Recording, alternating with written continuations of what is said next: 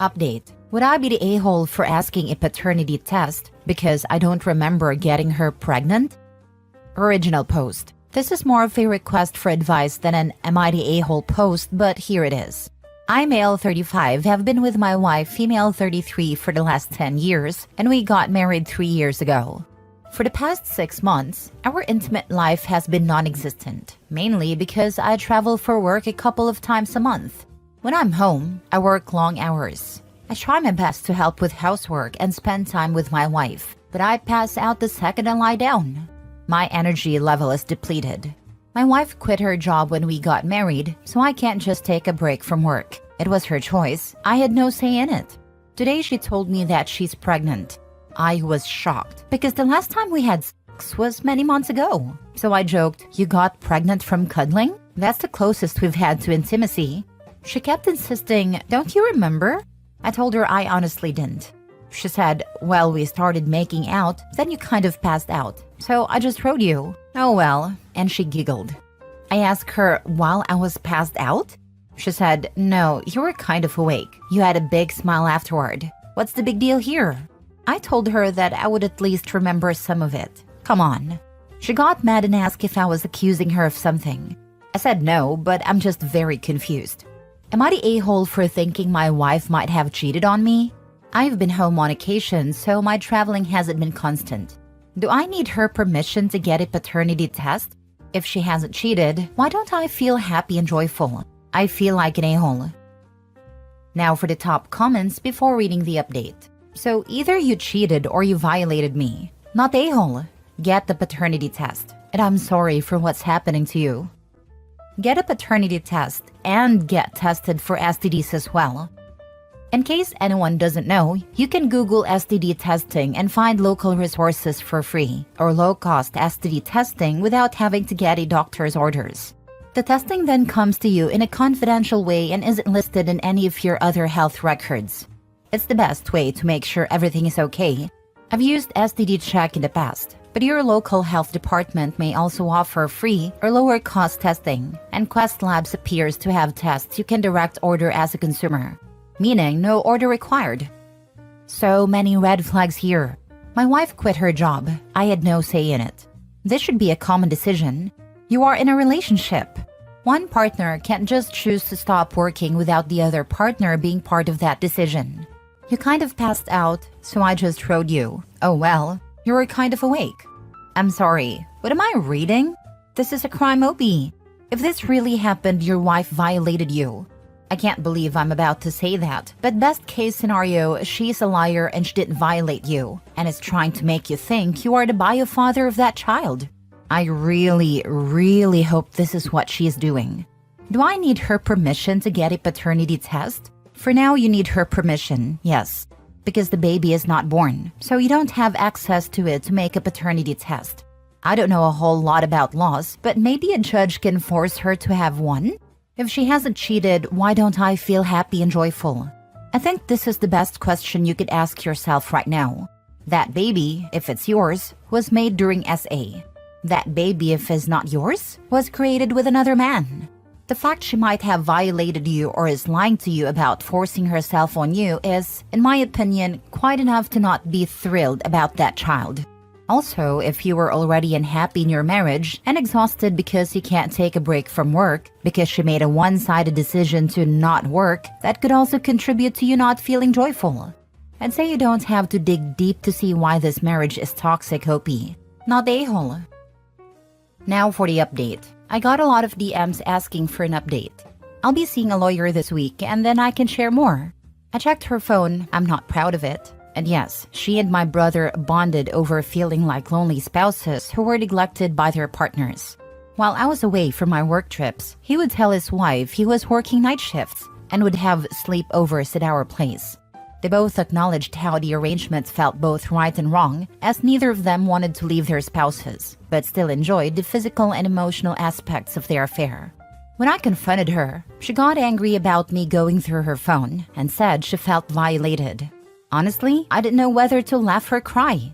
She insisted the baby is probably mine because we've been having quickies. According to her, it happened more than once, when I was half asleep, and she said, "I only wanted your baby." I told her I don't believe a single word she says.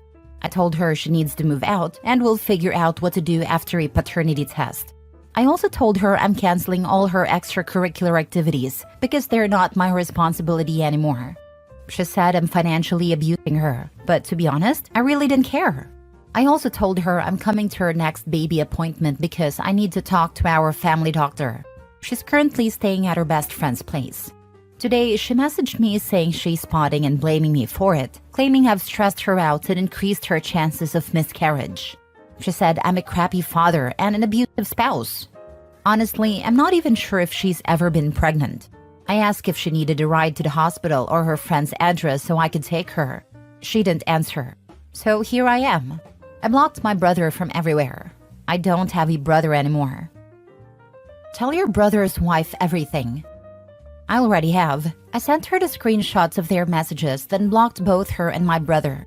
I don't care anymore about him. I think you should unblock your sister-in-law. Maybe she can provide you with more information necessary for your divorce, because the most likely thing is that your soon-to-be ex will start a smear campaign against you and present herself as an abused wife and you as an abusive husband and controller. She already started a smear campaign. Oh my goodness. Is she for real? I'm fascinated by cheaters who get all offended when they're caught and talk about having their privacy violated and try to play the victim in a situation they created for themselves. Then she has the audacity to accuse you of being a bad or abusive father/partner? She's so far up her own behind she's throwing out judgments she's in no position to make. I'm glad she's out of your house, and while I'm sure this hurts you, at least you're clear on who she is and the nasty levels she's prepared to sink to. Good luck and good riddance to her. I just can't believe she thought Opie was this stupid. Did she really believe that she can gaslight him into believing that he was having this imaginary sex life with her? She didn't even bother to sleep with him for real once to make it believable. She thought she'd be in the clear. With the likely father of her baby being Opie's brother, there's a good chance it would share features with him and look enough like it was Opie's. But yeah, what was her endgame? That Opie would be able to work less and spend more time with her with a baby on the way? She does realize they're expensive and use up a lot of your time and effort, right? How long was she going to keep banging his brother? Forever? What an idiot. Next story. Am I the a-hole for refusing to pay for my brother's wedding after he invited my ex? So here's the situation. My 28 male younger brother, 25 male, is getting married soon, and I was excited for him until I found out he decided to invite my ex-girlfriend, 27 female, to the wedding. Now, let me give you some background. We broke up over a year ago, and it was pretty rough. She cheated on me with his best friend, and it took me months to get over that betrayal. When I found out she was invited, I was furious and reached out to my brother to express my feelings. I told him that I would not attend if she was there. Instead of being understanding, he got defensive and accused me of ruining his big day. He insisted that he wanted her there because they've become friends since the breakup and that she's changed. I told him that if I'm not welcome, then I won't be attending. And therefore, I won't be covering my share of the wedding expenses, which I had already agreed to pay before the invitation fiasco. Now, my family's pulling me in every direction, saying I'm being petty and ruining my brother's wedding for no reason. They're calling me an a-hole for not supporting my brother and for potentially putting a financial strain on his wedding plans. Some even suggested I should just suck it up and attend for the sake of family. I've now decided that I'm not paying for a single thing, and that if he wants to have a wedding with my ex as a guest of honor, it's on him to cover the costs. Am I the a-hole for standing my ground and refusing to fund my brother's wedding under these circumstances? Edit. Just to clarify, I'm not upset about the wedding itself, but about the fact that he invited someone who hurt me deeply. I feel like my feelings don't matter to him, and frankly, I'm tired of being the one expected to just roll over. Now for the comments. Not the a-hole. But what is the deal with all these people paying for siblings' weddings? When did that become a thing? Honestly, I don't know why my brother and his family expected me to pay for the wedding. Paying for your sibling's wedding sounds like something invented on reality TV by a plastic couple. If he's still best friends with the guy your fiancé cheated on you with, that says a lot. And the nerve to invite her to his wedding, let alone remain friends, is unbelievable. If they're more important to him than his brother, who was betrayed, then they should help cover the wedding costs. Not the a-hole. Not the a-hole. This woman betrayed and hurt you, and now your brother is friends with her and she's changed? Don't pay. Don't go. Hold strong and give your brother an "I told you so" when she cheats on his best friend. Your brother is showing you how important you are to him. Believe him. Thank you for your input. This "I told you so" will be the most satisfying one so far in my life. What your brother is doing is outrageous. I may be a little biased as I was cheated on by my ex-fiancé February last year. When my siblings found out, my 3 sisters dropped her as a friend and said they will not physically hurt her but to never contact them again. My brother was my rock and would never have made me be in the same room as her. Your brother is not a very good brother. Did your brother also get a turn with her? Yes, unfortunately. So why was your money involved in his wedding to begin with? My brother is currently unemployed. Why is an unemployed guy with no money getting married? My relatives would have schooled me if I was unemployed and going around asking people to pay for my wedding. Why he is getting married in his current situation is beyond my understanding at this point. Last story. Am I the a-hole for cutting my biological children out of my will and instead giving it to my stepson? I, 60 male, know that title probably caught a lot of you, but it really isn't what it seems. This entire situation has been agonizing for me, both physically and mentally. I don't even know where to start. I guess I'll try and be as succinct as possible, so as to not bore anyone with the details. So I've been married for 2 years to my wife Jen, 58 female, with whom I am raising her son, 16 male with. Man, words can't describe how much I love that kid. I treat him fully as my own. He's such a nice boy, and I'm proud to say he gets on with me very well. I also have 2 children from a previous marriage, 30 male and 27 female, from my now ex-wife, 60 female. Long story short, I've cut my bio son, 30 male, and daughter, 27 female, out of my will. They are to inherit nothing. I run a rather successful business and own a few houses which are worth a lot. I'd always intended to pass that on to them. The business to my son and the houses split between my son and daughter. I know it's a bit morbid because there's nothing really wrong with me health-wise, but I've always been open with that to them. To be honest, they both had a spoiled upbringing, so they had a head start in life, which is the complete opposite of how I grew up. Now, if we wind the clock back some 5 or so years ago, I was married to my now ex-wife. We had been married for 35 years. We did have our ups and downs like any other marriage, but there was never any infidelity or anything. Well, long story short, I ended up coming home to find her in bed with another man.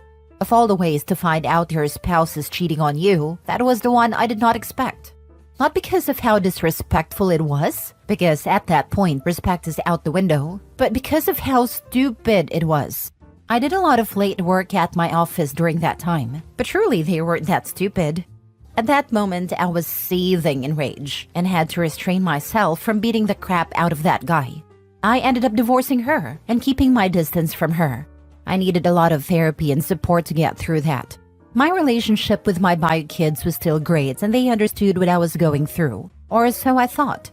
It was only recently that when I went for a drink with my daughter that she was all of a sudden quiet and not like her usual self. I asked her what was wrong and she said she was scared to tell me. I calmly reassured her that everything would be okay. She then proceeded to spill her guts and say that she and her brother knew about their mother's affair, but that their mother had begged them not to tell me when they knew. My son ended up agreeing with his mother and convinced my daughter that this would be best. So they knew their mother was having an affair, but were afraid to tell me. I couldn't believe what I was hearing. I asked her wasn't she and her brother angry at what their mother had done, and she said she was, but that they couldn't cope with this and that it wasn't their place to get involved. Well, by not telling me, they had involved themselves. I later had to confront my son over this. He hit me with the "it was to protect you" shtick. At that point, I felt very empty and cold inside. He began apologizing too, but by that point, I think I had enough. I had come to terms with the fact that my bio kids are fully grown adults now, and that this is how they've chosen to be. I'm not going to fully go no contact with my own kids. I can't bring myself to do that. But I don't want much of a relationship with them either. I had to sit down with them both and informed them that I'd cut them out of my will, and that stepson would be inheriting much of what they were going to get. This led them to have outbursts, of which I myself didn't even experience when I caught their mother cheating. They accused me of being heartless and cruel, and how can I love my stepson more than them when he's not even really my kid? I told them both, he's more of my own than either of you, and left. My stepson is very bright, and I'm sure he could one day take over my business. He could pick any of the houses I own to raise his family with too, and do what he wants with the rest of the properties. My ex has been sending me messages calling me heartless too. I have to admit, I have thought whether I went too far in this. Am I the a-hole? This is a tough one. On the one hand, I understand how you feel. It has to feel like your children were complicit in the affair and helped their mother to break your trust. In reality, they did. I could see being absolutely livid on learning this new info. On the other hand, even though they were adults at a time, they were young adults. Young enough still that their mother likely still had a lot of pull on their decision. Your daughter especially seems to regret her decision not to tell you. It sounds like it has never sat well with her, and a little age and maturity have made her come to a different understanding. She could have taken this to her grave and you wouldn't be the wiser. Instead, she came to you to tell the truth, even though she knew there would be fallout. Not only from you, but from her mother and brother who convinced her to keep the secret. That she was willing to do the right thing even knowing it would cost her says a lot of her character, as well as her level of respect for you. I'm not defending her initial actions. There is no defense for that. But maybe she deserves a little grace for coming clean in the end when there was nothing to gain and everything to lose. Enough for, at least, a more in-depth conversation once the shock and anger have faded. What an ugly situation. When I was 19 years old, I found out my mother was having an affair.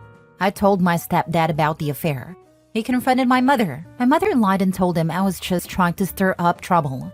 I was thrown out of their house and ended up living in a homeless shelter for almost a month before one of my friends found out and her parents let me live with them for 6 months while I worked and saved up to move into an apartment.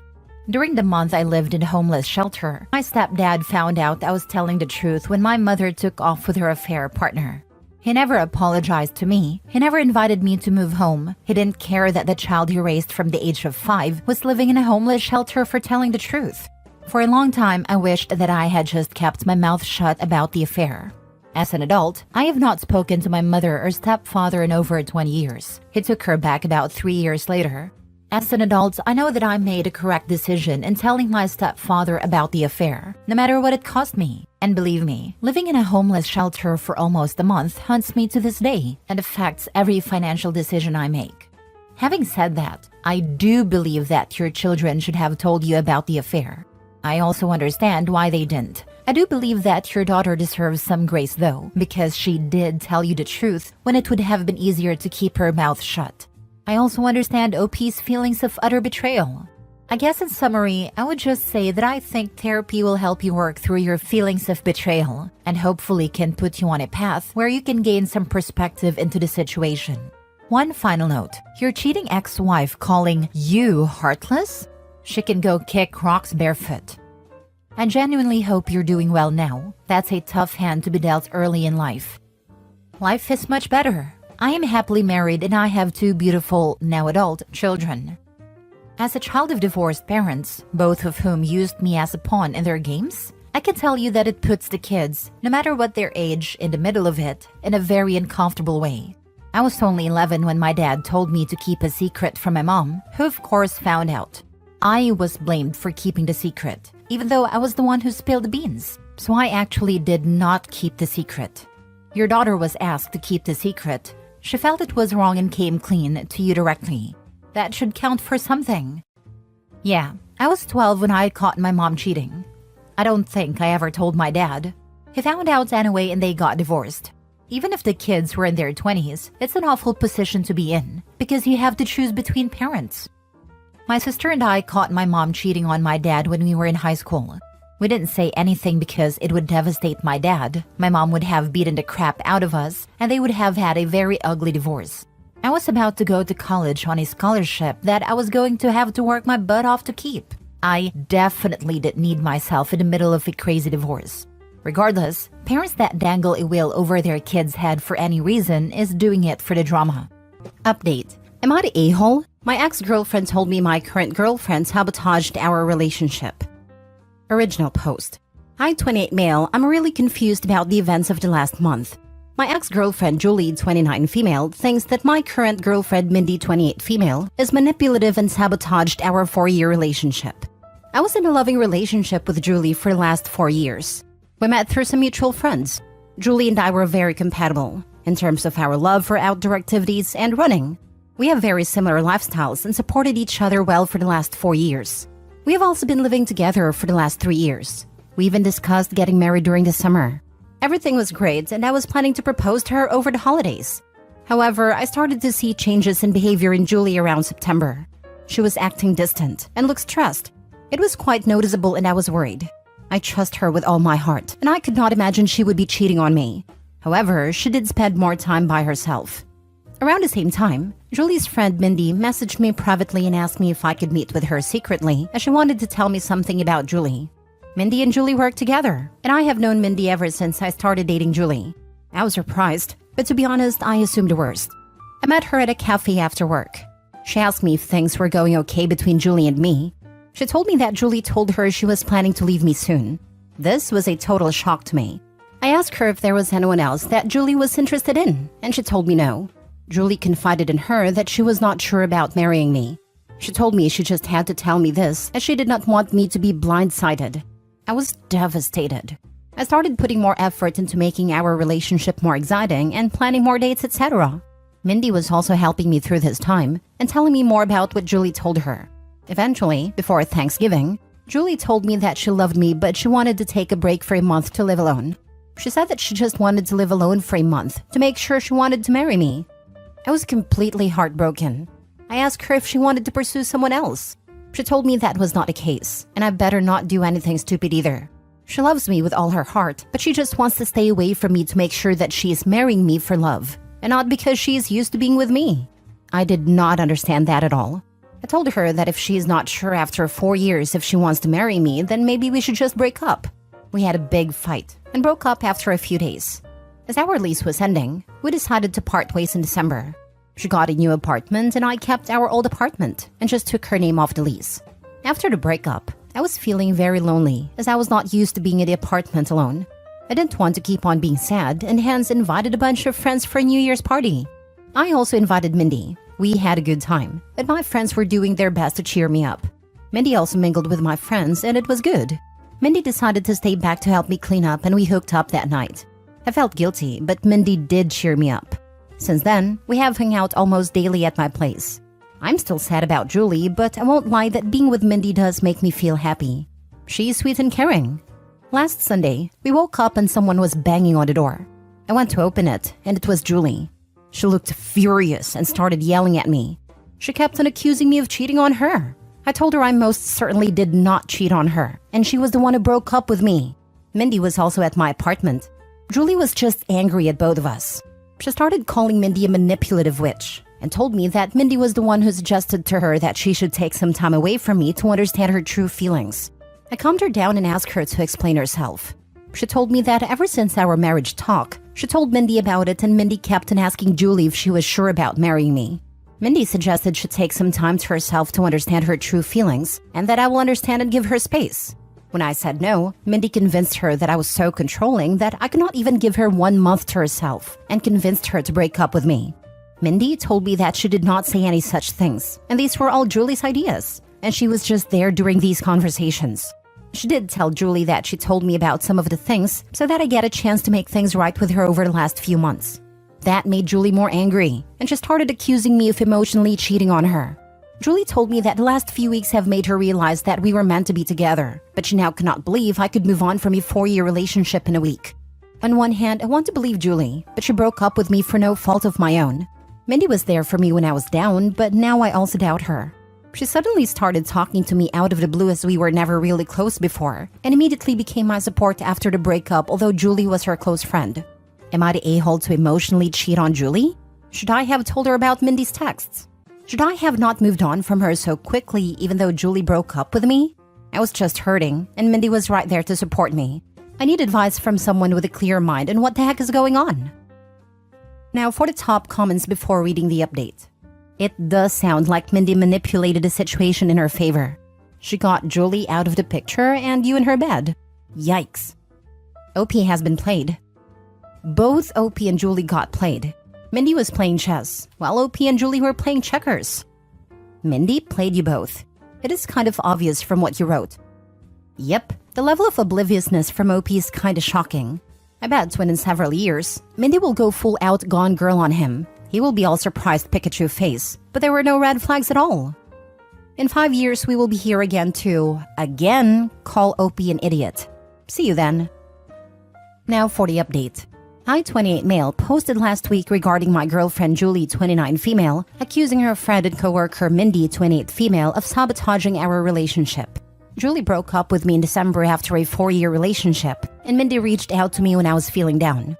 However, when Julie realized Mindy was talking to me, she confronted both of us last Sunday morning and told me that Mindy manipulated her to break up with me.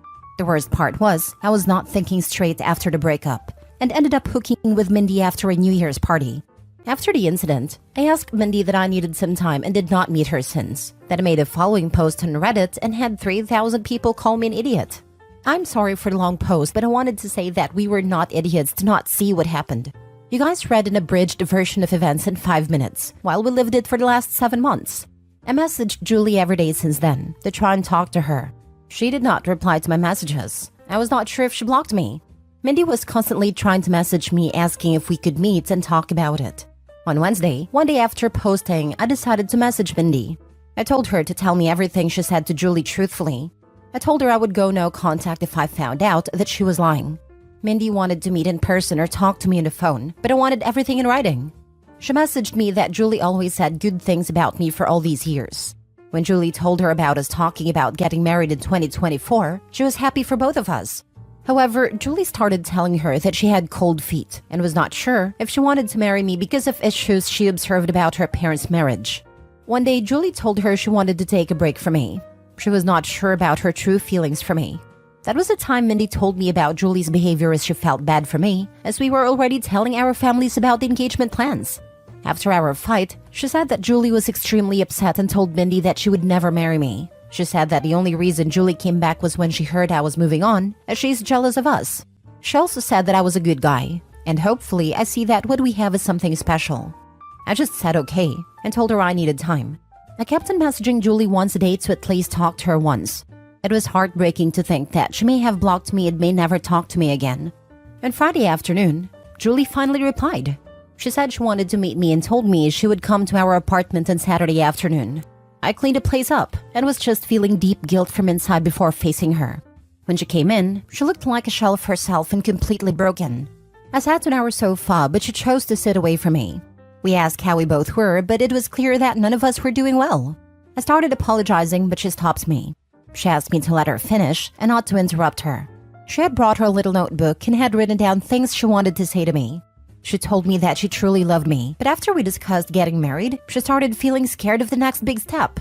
She thought those feelings were normal and would go away, so she decided to not discuss her concerns with me. It kept on eating her from the inside, and she made a mistake to talk to Mindy about them. She said that she wanted to say everything to me now, so I don't get secondhand information about why she was distant and broke up with me. She said that her parents had a very rocky marriage, though they were together until her mom passed away in 2021 during the pandemic. Her parents argued constantly, and she always thought her mom did not love her dad.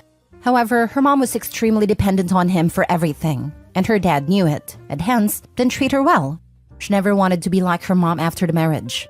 However, as we lived together, she started seeing some of those issues in our relationship. For example, when we met, Julie had a lot of credit card debt and was bad at managing her money. I helped her with that. Even though we have separate finances, I ended up managing all her finances, investments, etc. at her request, to the point that she did not know or understand where her money exactly was. She also said that we always enjoy making nice meals for dinner every day.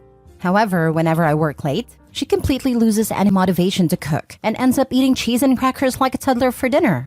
She also complained that in the last 4 years of our relationship, I've never said no to her for buying anything. She feels that I cuddle her and she just got comfortable with all the luxuries and things I can provide for her. She talked about this with Mindy, and while Mindy initially just listened to her, she told her around September that one of her cousins also had the same issue. She decided to stay away from her fiancé for a month, and within a week she realized how much she missed him and never had doubts again. When Julie asked for a break, all she wanted to do was to live with her best friend for a few weeks to see if she was just too codependent on me. She knew I was planning to propose during our Christmas trip to my parents' house, and when I told her that she could not take a break, she just freaked out and broke up with me, as she did not want to be engaged without knowing for sure that we won't end up like her parents. After this, she asked me when I started meeting Mindy and how many times we met. I opened my chat messages with Mindy and handed her the phone.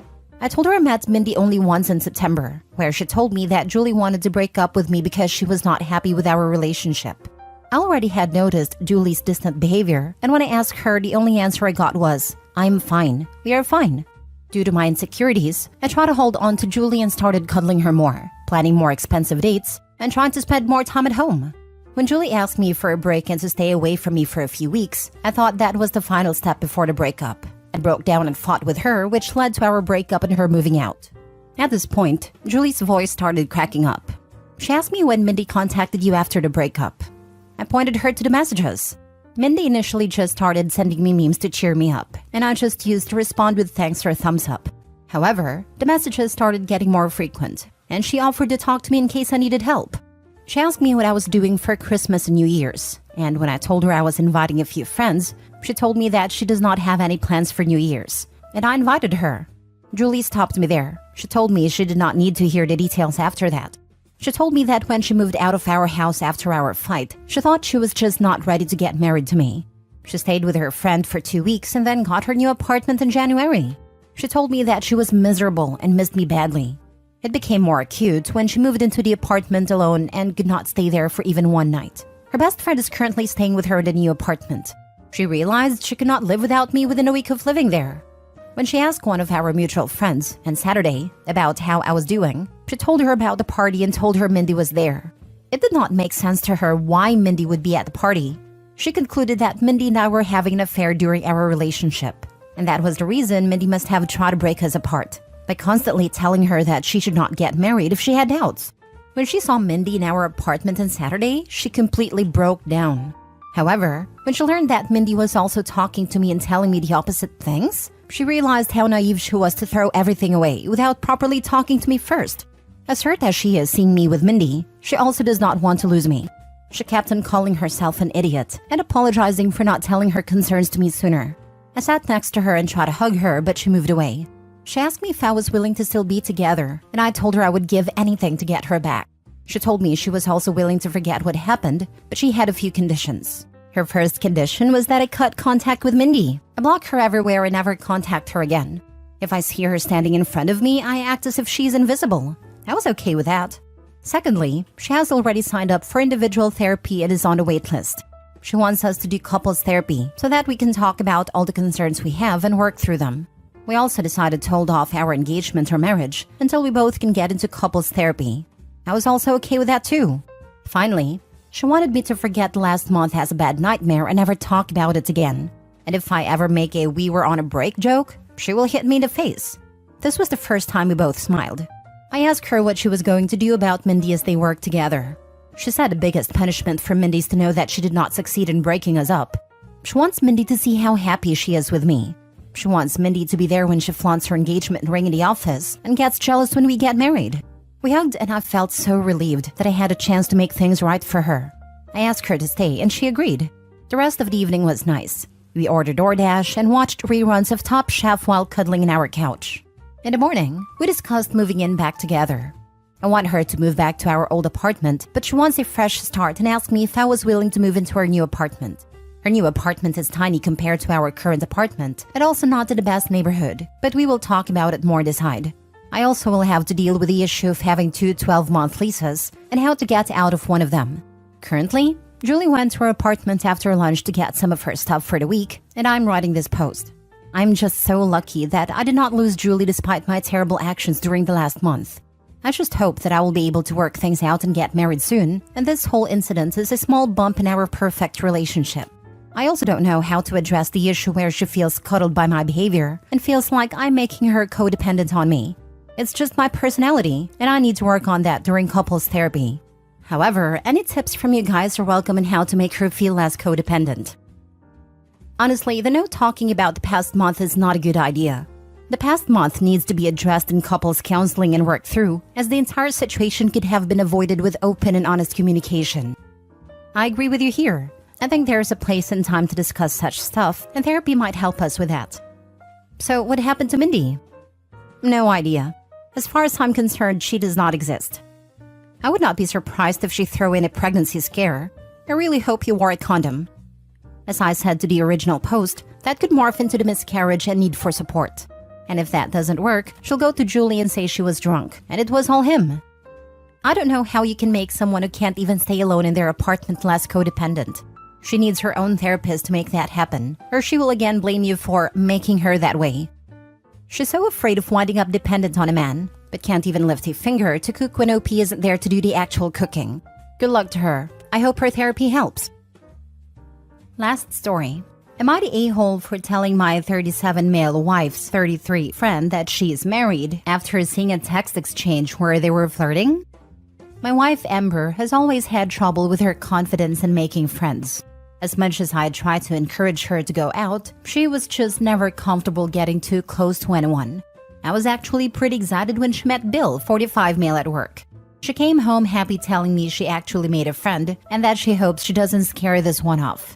I reassured her that she's awesome and has nothing to worry about. Where things took a turn was just a few days ago when I saw a text thread between them that was extremely flirty. He would say things like, "I really like you. I hope to be able to be more than friends one day." And she has mixed responses from just a simple thank you to things like, "We will just have to see when one day comes. Happy devil emoji, smiling face with hearts emoji." How I stumbled across these messages was when I couldn't find a remote. I saw her phone on a coffee table and knew it had a remote app. I grabbed it, unlocked it, and found her messages open to someone named Stacy. I didn't know a Stacy, so out of curiosity, I took a look thinking she made another work friend, but found a flirting and a name change instead. I confronted her after the kids went to sleep. She kept insisting that it was innocent, and the name change was only because she knew I'd be upset and freak out. I expressed to her I can understand how outside compliments can make someone feel good, but there was a line that was crossed, when no matter how innocent it was, she lied and did what I considered cheating. I asked her if she had told Billy that she was married, and she admitted she hadn't, but would clear things up the following morning at work. That evening, I asked her if she told Bill. She said she did and that the flirting was over. But the next day, she was reclusive and on her phone a lot. I checked our carrier's log because I had a feeling the whole truth wasn't being told, and saw Bill was the only person she was talking to. So I got his number from the log and called him. I asked him if he knew Amber was married, and he was clueless and polite. He said he is a home wrecker and that he would cut off communications, that it never went beyond text, etc. Honestly, pretty good guy, all things considered. Well, this sent my wife over the edge, and she is now on her way to her parents to stay the night, saying that I was controlling for not allowing her to have a male friend. I told her I was fine with it until she changed his name in her phone and started flirting, that it was lying and cheating at that point. So Reddit, was I in the wrong? Edit. No rings allowed on the job due to safety rules. Didn't think that would be an issue when she started a few months back. Edit 2. I would typically agree she would be at the other dude's house in a post like this, but we have Live 360 and I saw her arrive at her parents' place. Not the a-hole. She knew what she was doing was wrong and had crossed the line. Trying to hide what was going on by changing the contact name and not bothering to tell dude she was married is proof positive she was making a concerted effort to get closer to him while hiding it. The whole "you're being controlling" or "you're being manipulative" is in itself many times used while trying to control the narrative. So yeah, it was probably emotional cheating, so don't go crawling back. The fact that she was married and has a kid, yet they never came up, means she consciously kept the other guy in the dark. My hubs and kid come up constantly in conversation with just, "Hey, what do you do this weekend?" 2 kids. She had one before we met that I have since adopted. She mentioned them to him, but from talking to him, he said he thought I was out of the picture. Meanwhile, I was probably at practice with them both for 3.5 hours, since they never seemed to have it at the same time. Totally not the a-hole. You should contact a lawyer, bro. The smartest thing isn't always the easy thing, eh? Google Darvo, by the way, and trickle truthing. Those are the manipulation techniques she's using. Damn, now I know why I feel awful when I felt my reaction was justified. Update. My husband, male 39, has thrown me, female 27, under the bus to his family with his silence and complete lack of spine. How do I salvage this? Original post. My husband Owen and I have been trying for a baby for years with no luck. I would be happy to adopt, but Owen's family is against it. It has influenced my husband to also be against it. After our second year of trying, I begged my husband to go with me to get a checkup to see if either of us or both of us is infertile. He was strongly opposed to this, as all the men in his family are extremely fertile, but eventually gave in, and as it turns out, his sperm count is extremely low. He was heartbroken as I was, and we both got therapy. After a year of no longer trying, I got pregnant but lost the baby, and we were devastated. Owen blamed himself and proposed that we start the process of getting into a family planning center for a sperm donor, which I agreed to. He asked me that we'll not tell either of our families about this, or our friends, and I agreed because I would never want to emasculate him. With the help of our donor, I was able to successfully become pregnant, and we had our little girl last year. She is healthy and progressing amazingly, and I thank God for her every day. I kept my promise and never told anyone. However, Owen is struggling with connecting with our little girl. Here is where the trouble begins. Last month, he went out of town with his brothers for their friend's bachelor party. While on the trip, Owen told his brothers about our infertility issues and that our baby wasn't biologically his. One of his brothers must have told his wife, who told my husband's mother. I don't know why she would tell my husband's mother, except that she has never liked me. Their mother then came to our house and called me a lying whore and tried to get my husband to leave with her. He just stood there silent. I told her that it was Owen's decision not to tell anyone, and she asked him if this was true. Again, he was silent, which his mother took as me being the liar. She then went to our nursery and started taking everything she'd ever given us for the baby back.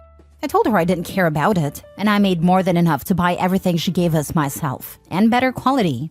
This set her off, and she called my baby a filthy bastard. When she said that, I did something I know is harsh, but I believe she deserved it.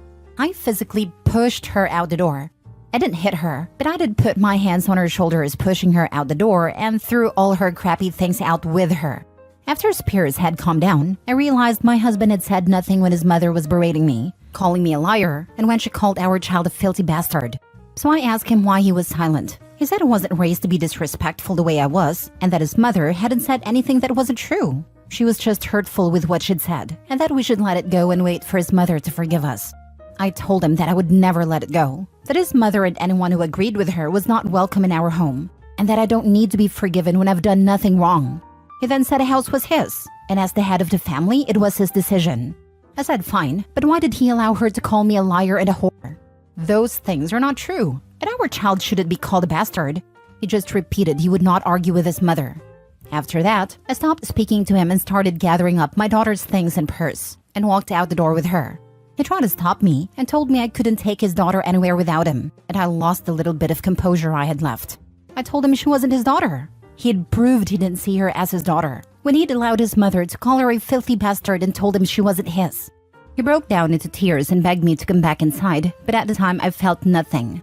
He looked pathetic to me. I've taken my baby with me and gone back home to my parents, and finally told my family the truth, which feels so good.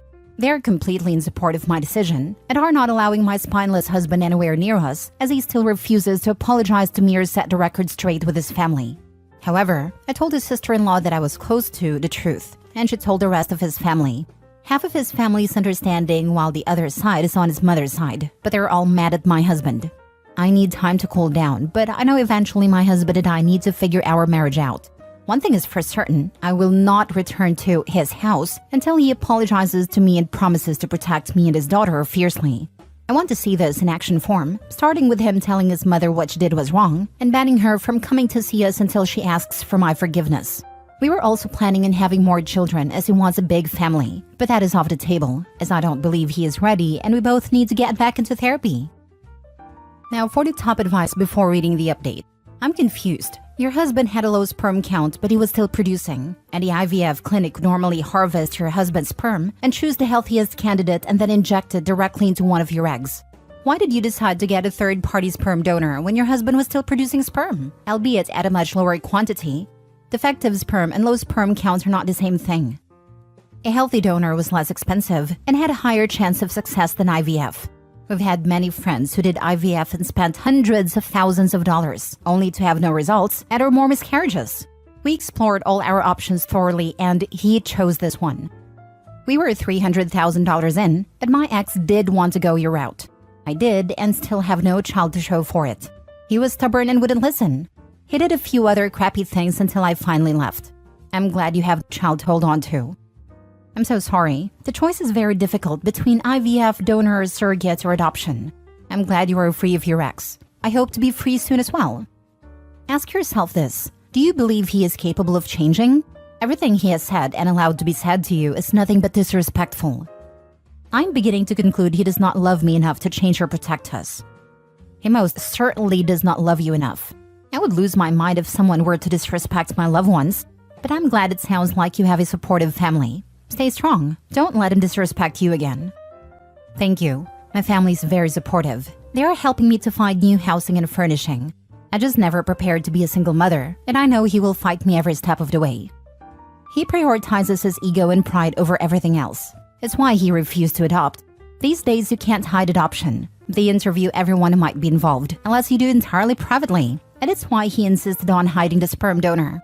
For him, having children is a mark of prowess. And he doesn't have it anymore, which is why he's okay with letting his family throw you under the bus. If he can spread the blame, so much the better. I would see a lawyer ASAP OP, so even if you can't bring yourself to start proceedings, you know where you stand and can make plans. He then said the house was his, and as the head of the family, it was his decision. This is probably the most egregious part of your story for me. So the house is his, he is in charge. But when it comes to actually standing up for the family he's the head of, he has no responsibility? Very freaking convenient. Your husband has a terminal combination of pride and cowardice. From start to finish, you had to bend over backwards to cuddle his ego. But the second you were in the firing line, it suddenly isn't his problem.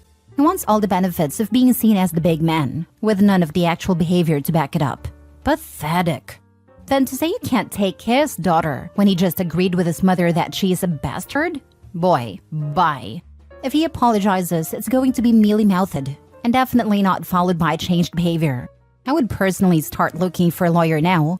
If you want, you could suggest couples counseling. But given his incredibly fragile ego, I doubt he would participate meaningfully in that process, and you'd be trying to undo a lifetime of mama's boy immaturity.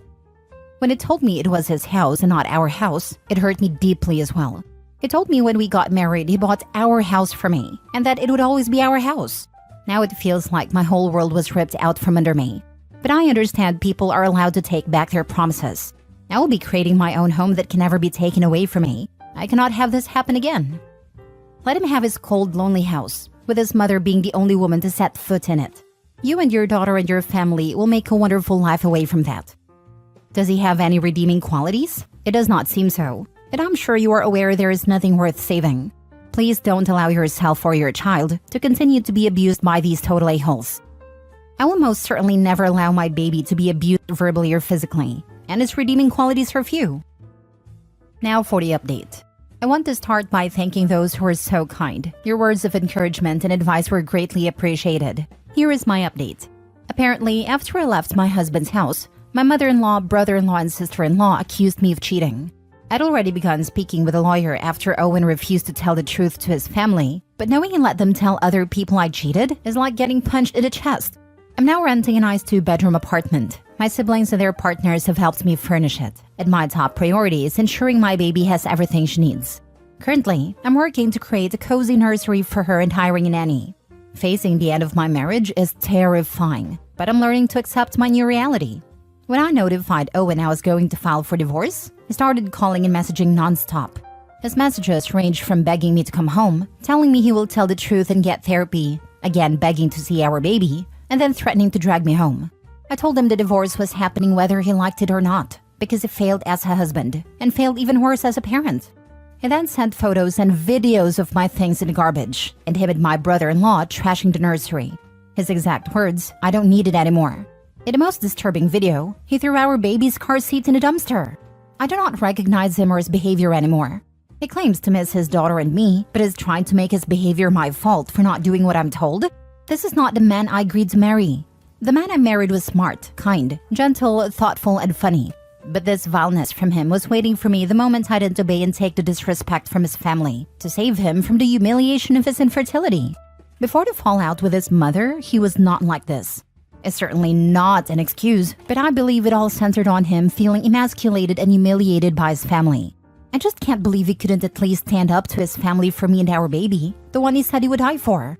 I'm not blocking Owen as my lawyer said to email everything he says to me to him, but a constant threatening messages makes me scared to leave my home.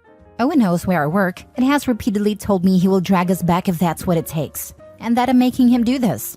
My lawyer and I are working on a restraining order, but every woman who was attacked by her ex-husband knows restraining orders don't keep you safe. However, things took a turn when my father-in-law showed up on my parents' doorstep, and it's the reason I decided to update. My father-in-law asked to speak with me. My parents told him they would call me and ask, but if I said no, then that was final, and he would not be welcomed back. I only agreed to speak to father-in-law because he told my parents he was there to apologize for his family and set the record straight. My dad called me as my father-in-law was blocked from calling me, and when I picked up, my father-in-law immediately apologized for his wife's behavior. He wanted to hear my side of the story as he did not believe I cheated. I thanked him. I was never close to father-in-law, but we've always been civil, and let him know of course I did not cheat. I told him of his son's infertility, and that Owen proposed to get a donor. I told him very clearly it was his son's decision, and that because my father-in-law and his family put blood as the only valid form of family, my husband made me lie so our child would be treated equally. After I finished, my father-in-law seemed stunned. He was quiet for a while, then asked if his wife and son could come over and see my daughter in person, as they missed us and were ready to be a family again. But I told him no. Father-in-law then asked if there was anything Owen could do to fix the marriage, and I again told him no. Father-in-law tried to say I was being unfair, but my dad stepped in and said father-in-law was overstaying his welcome. Before I hung up, I told father-in-law that his son was sending me abusive messages daily, and if he truly was sorry, then he should make his son stop. Then I hung up. My parents said my father-in-law was irritated that I did not respectfully say goodbye, or give Owen a chance to save his marriage, but left with a little fuss after my parents laid into him about raising his swine of a son to threaten his wife and child. Telling his father must have worked, because I haven't gotten a single message from Owen since then. I do not want anything from my soon-to-be ex. Not child support, not alimony, not the house, or any of his other assets. I just need him to agree to the divorce and give up his parental rights, so my little girl can grow up with a family who loves her unconditionally. I have a good degree and a great job. My child and I will be fine without him. Owen's lawyer has made it clear they're going to fight us for full custody. And my soon-to-be ex has significantly more money than me, but my lawyer is confident in our case and I trust them. Today, my mother-in-law has been trying to contact me as she wants to be in my daughter's life and is saying she is ready to accept her as she is. As if my daughter needs to be accepted by her. If it's up to me, their whole family will never see us again. Edit: Owen has destroyed hundreds of thousands of dollars of my electronics, clothes, furniture, and paintings. That's the only thing I will be making him pay me back for. I don't want any of his assets, just the things I worked hard to earn and he destroyed. There is a report, but I don't know what will come of it. Follow your lawyer's advice to the letter, and do not give up assets in the divorce. That is something you can put aside for your child, especially if you don't want him to have rights to your daughter. Make sure you get compensated for the damaged items and half the assets from your marriage. Begging to see our baby and then threatening to drag me home. And then sent photos and videos of my things in garbage and him and my brother-in-law trashing the nursery. His exact words, "I don't need it anymore." Best thing that man ever said and did. This warrants 2 restraining orders for him, as well as for brother-in-law, sister-in-law, and mother-in-law. I still think that, seeing how he reacts, the chances of him claiming/getting custody of your daughter are very, very small. Today, my mother-in-law has been trying to contact me as she wants to be in my daughter's life and is saying she is ready to accept her as she is. No way in hell. This is exactly what I thought. What judge would give custody to a man who's on video trashing all of his daughter's stuff when he's angry? Why would he get custody when he's destroyed everything he needs to take care of his child? He's made it abundantly clear, with evidence, that he's unstable and can't be trusted. I'm so proud of you, OB. You showed so much courage, and best of all, you're a damn good mother. Stay safe and good luck in court. I hope you kick Owen's butt. Your first post had so many people raging about why you didn't divorce him on the spot. But I get it, not everyone can make that decision in a split second. You had begun making up your mind to leave him when you were safely away and able to think critically. I think it's easy for people to say what they would or wouldn't do when they're a million miles away from the situation and have nothing to lose. But it's so much harder when you're the one who lives with the consequences. And this time to assess the situation will also help settle things in your favor. None of them can say you didn't give them a chance to set things right. They are all horrid except father-in-law, a little less so. Owen's lawyer has made it clear they're going to fight us for full custody, and my soon-to-be ex has significantly more money than me. Owen's lawyer should have told his client to keep his mouth shut, because his threats and the photos of him trashing your property at a baby's nursery are pretty freaking damning. It's good that you're standing up for yourself and your child. I hope you're able to ring him for every penny he owes you, and then some. Like many a-holes, I doubt he told his lawyer everything. I've seen a good chunk of lawyers blindsided by their own clients. I'm putting in my $1.25 money that he does not know. And when your lawyer gets your texts and videos that you were sent, and all your future recordings you have between you and Owen Hall and his family, yeah, they will drop him like it's hot. Last story. Am I the a-hole for using my husband's affair with my cousin against them? My grandparents give each of their grandkids enough to buy a house when we graduate from college. We have to get through college on our own. My older brother made it through with some debt, so we paid that off and still had enough for a 50% down payment and money in the bank for emergencies. I was lucky enough to qualify for a scholarship, as well as a bursary through my father's employer. When I graduated, I bought a small house close to public transportation so I could take the train to work. A few years later, I met and married my husband. He met my cousin Yvonne at my wedding. She is beautiful. I know I'm not ugly, but she is gorgeous. They started an affair about 3 months after the wedding. I found out because they are both stupid. I was hurt, but more than that, I was furious. I wanted to kick him out immediately and divorce him. Instead, I waited almost 6 more months. A month before she graduated from university, I went to my grandparents and broke down. I told them that I just found out about the cheating and that I was shattered. That my own family would do that to me. I stayed with them for a couple of weeks. My husband tried to get to me, but I didn't talk to him. My grandmother helped me get a lawyer for the divorce during this time. My cousin has basically been shunned by the family now. My house was a premarital asset and was covered in our prenup. I gave my ex 1 month to move out. My grandparents are old school about marriage and family, and they are beyond angry. They said that they couldn't fix what she did, but they could make their displeasure clear. They gave me her money. She had taken out student loans since she knew she could pay them back before all this. She also chose a degree that was not exactly in the STEM area, so she will not be making a great salary coming out of school. My ex is begging me to let him stay because he loves me. I said that he would not sleep with other women if he loved me. I know he doesn't. He just did the math and found out how screwed he is. My aunt and uncle are angry at me for screwing their baby out of so much money. I want to be clear here. It was never my intention to take her money. I just wanted our grandparents not to give it to her. Me getting it was just frosting on a cake. Right now, the family's divided but mostly on my side. They do not want to openly disagree with my grandparents. Everything is over and done with. The divorce will take a little more time, but the money is in my retirement account. My ex is out of my house, and my cousin can go F herself. I feel guilty about not confronting them immediately and for bringing my grandparents into it. My ex asked me how I knew, and I told the idiot his texts were all showing up in our tablet before he deleted them. I'd screenshots of everything. So I guess I'm asking if I went too far and whether that makes me the only a-hole in this situation. Now for the top comments. Not the a-hole. She knew she was doing wrong and she should have known there might be consequences. She ain't a kid anymore. She is responsible for her own actions. Them. The cousin didn't accidentally fall on OP's husband's junk. The both of them are acting horribly. Both have to face the consequences of their actions. Yeah, they both did. However, if I got off on sleeping with married men, I would try to at least not sleep with my cousin's husband, especially if I hadn't been given my inheritance by my old school grandparents yet. So she definitely lost out more. But oh well. Not the a-hole. In a perfect world, you would have addressed it immediately. This isn't a perfect world. You needed time to grieve, process what happened, and build the strength to deal with it. Going to your grandparents, who seem to be very strong supporters of yours and all of their grandkids, you had no idea how they'd react. I don't think you went to them to screw your cousin, nor could you know how they'd react. Unlike your cousin who screwed your husband to mess with you, they both knew what they were doing and were consenting adults.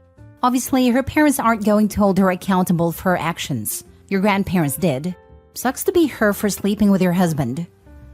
I'm sorry you went through this, but you should feel zero guilt about how this all played out. You're the victim here. I bet if she did confront them straight away, the grandparents would still have the same reaction.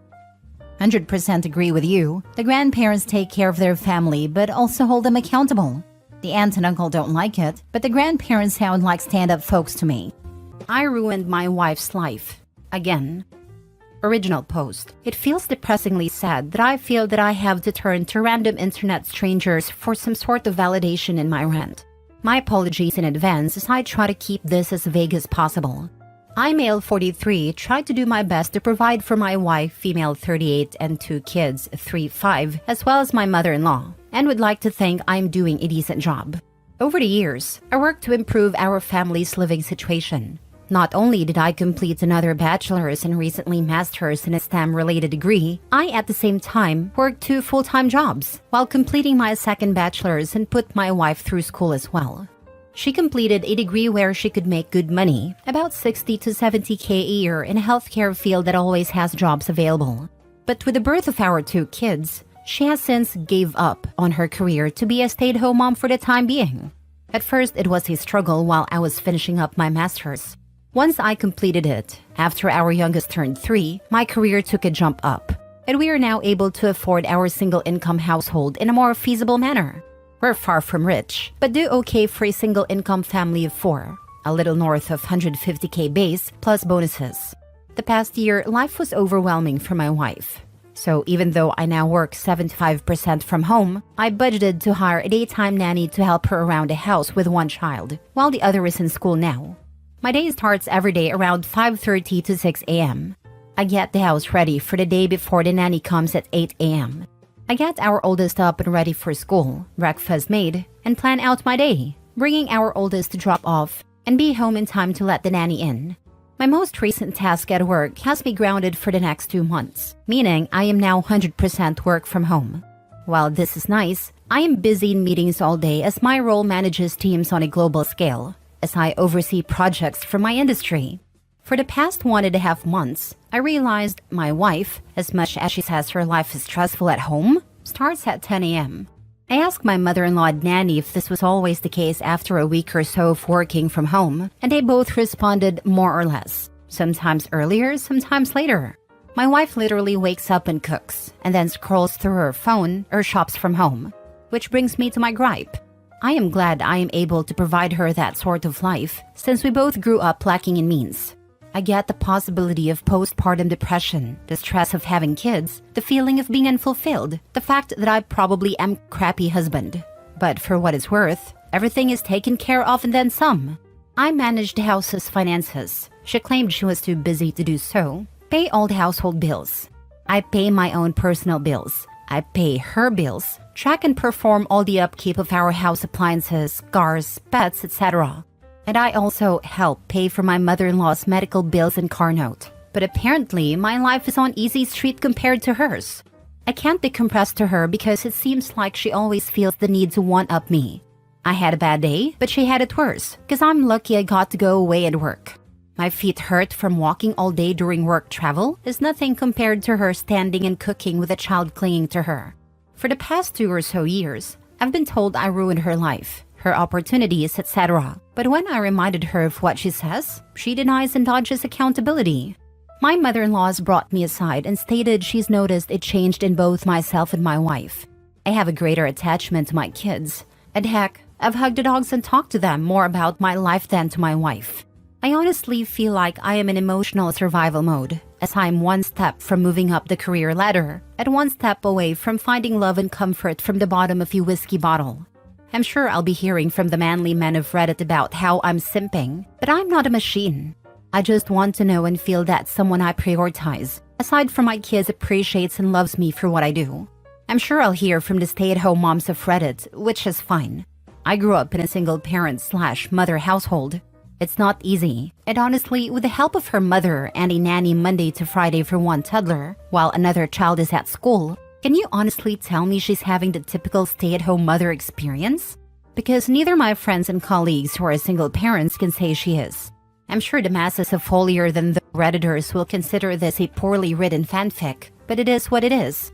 To add more context, 1. Never cheated. I do work in an industry that has a large female population, but I'm literally an open book with work, name, colleagues, and staff under me. She has access to my work agendas and correspondence if she really wanted to snoop. But on that note, she still doesn't know what exactly I do for a living at this time. 2. We as a whole family, her parents and mine, have tried to get her to go to therapy, but she refuses or skirts around the issue. 3. Aside from my coming from a single mother household per se, my biological dad was present in my life. She has had both parents in a reportedly monogamous marriage for over 40 years. 4. I have tried to talk to her about everything and my own feelings, but again, one-upmanship tends to be the trend here. 5. What I am getting out of the marriage was asked. Now, aside from my 2 beautiful kids, I've been asking myself that same question. We have a near non-existent intimate life, mainly since last year. I always figured maybe it's part of depression or whatever she may be going through. Maybe I'm just not attractive enough, or just horrible in bed because of my health conditions. I'm not some supermodel husband, but temptation and opportunity does knock, and I can perform still. But I never give in. Because as cliche as it sounds, I honestly do love my wife and want to only be with her.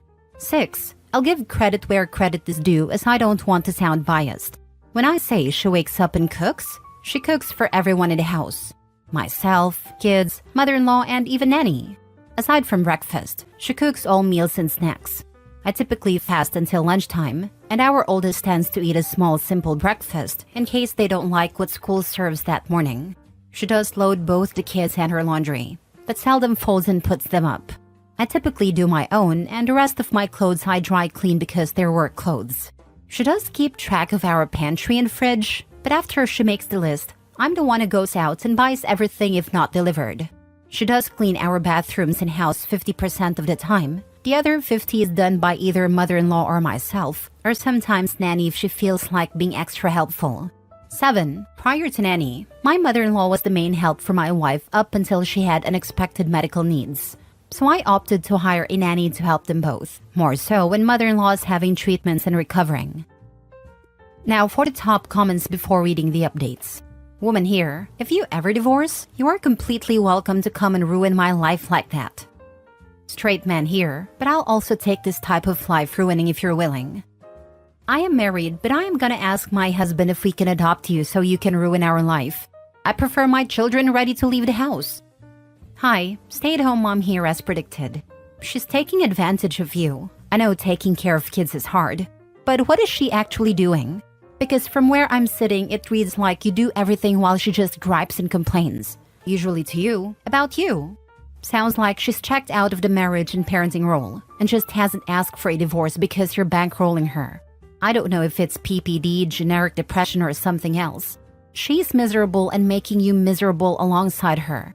She needs to either get herself some help, get a part-time job at the very least, or get the heck out. Sit down with her when you have the time in between doing literally everything, and try to get to the bottom of things. Express your concerns in a non-accusatory manner, and ask her what's up with her, and how she feels things can be mended.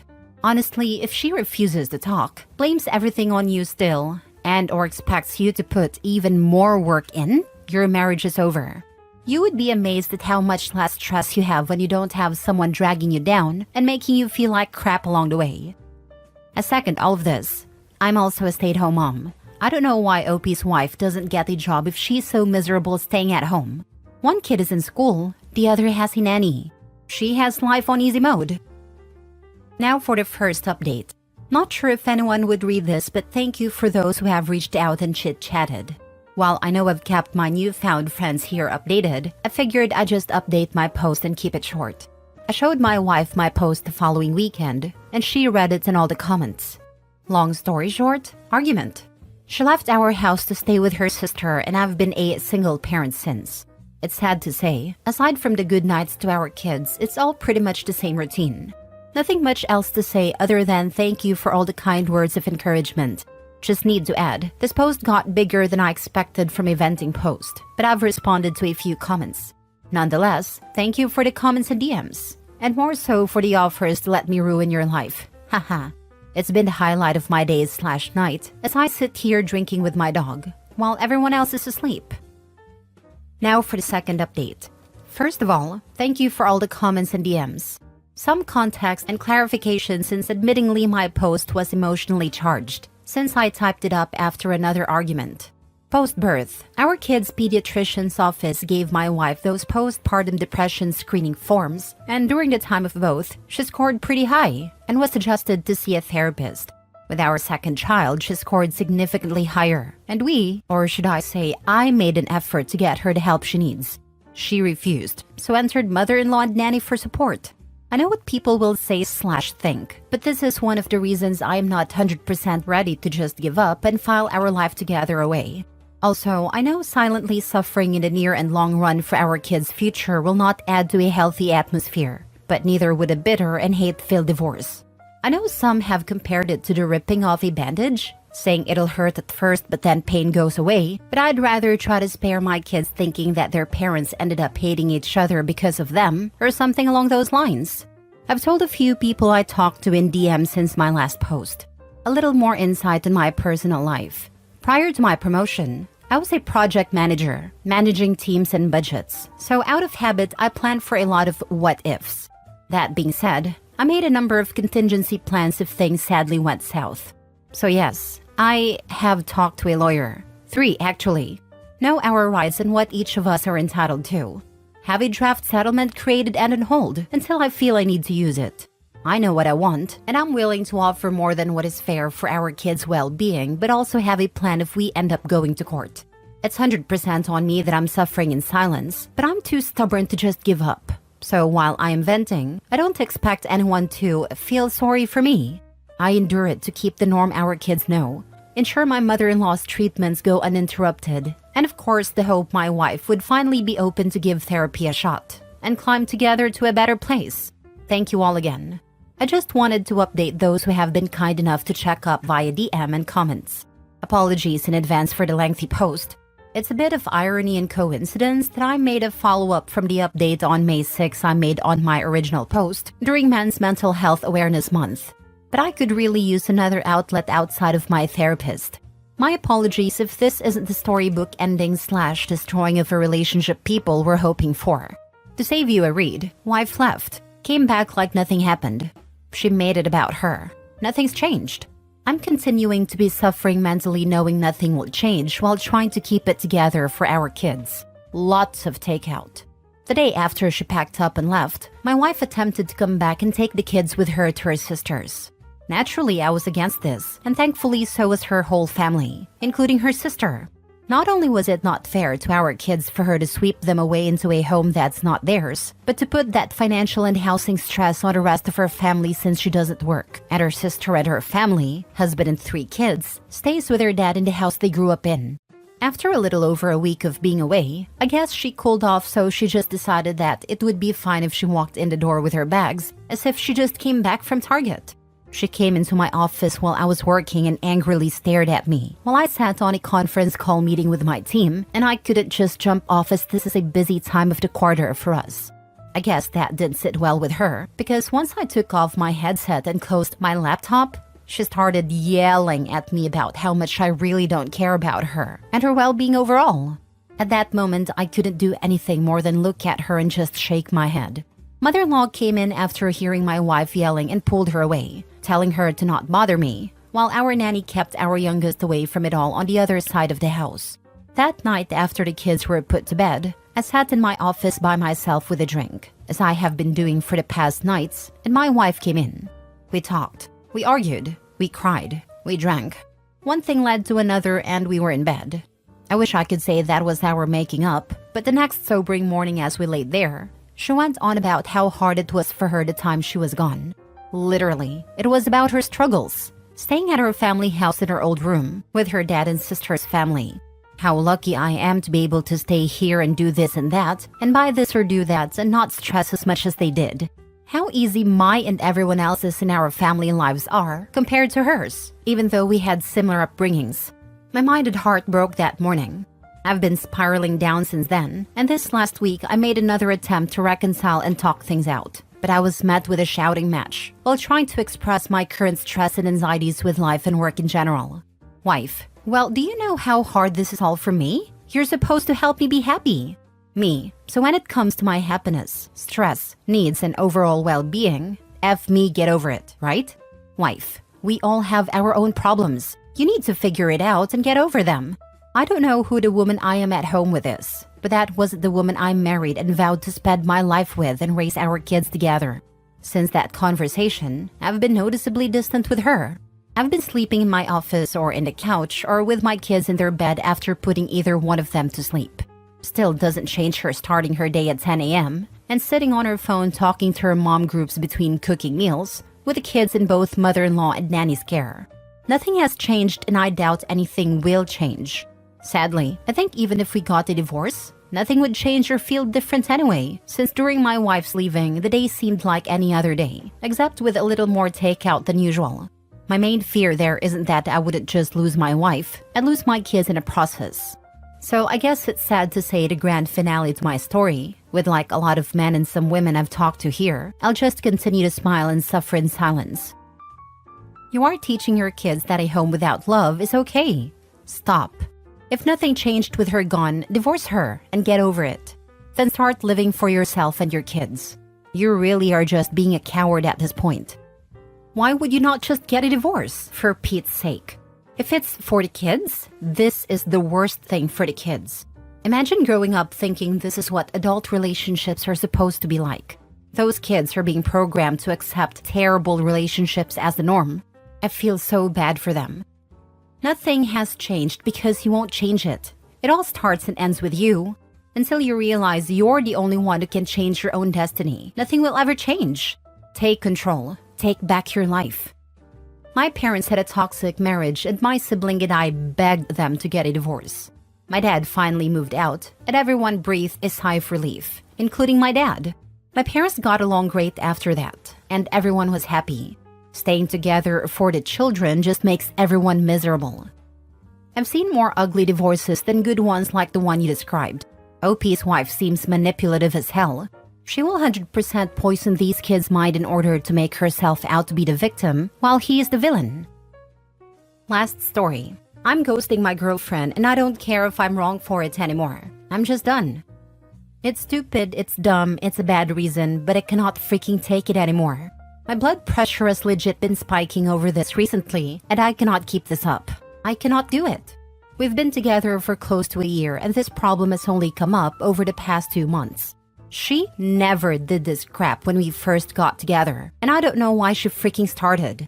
But I'm so sick of it, it's crazy. Whenever we get food, she always eats off my plate, no matter what it is or where we are. The only thing that stops her is if I order the same exact thing as her, and she's taken to ordering things that I cannot eat, so I can't do that.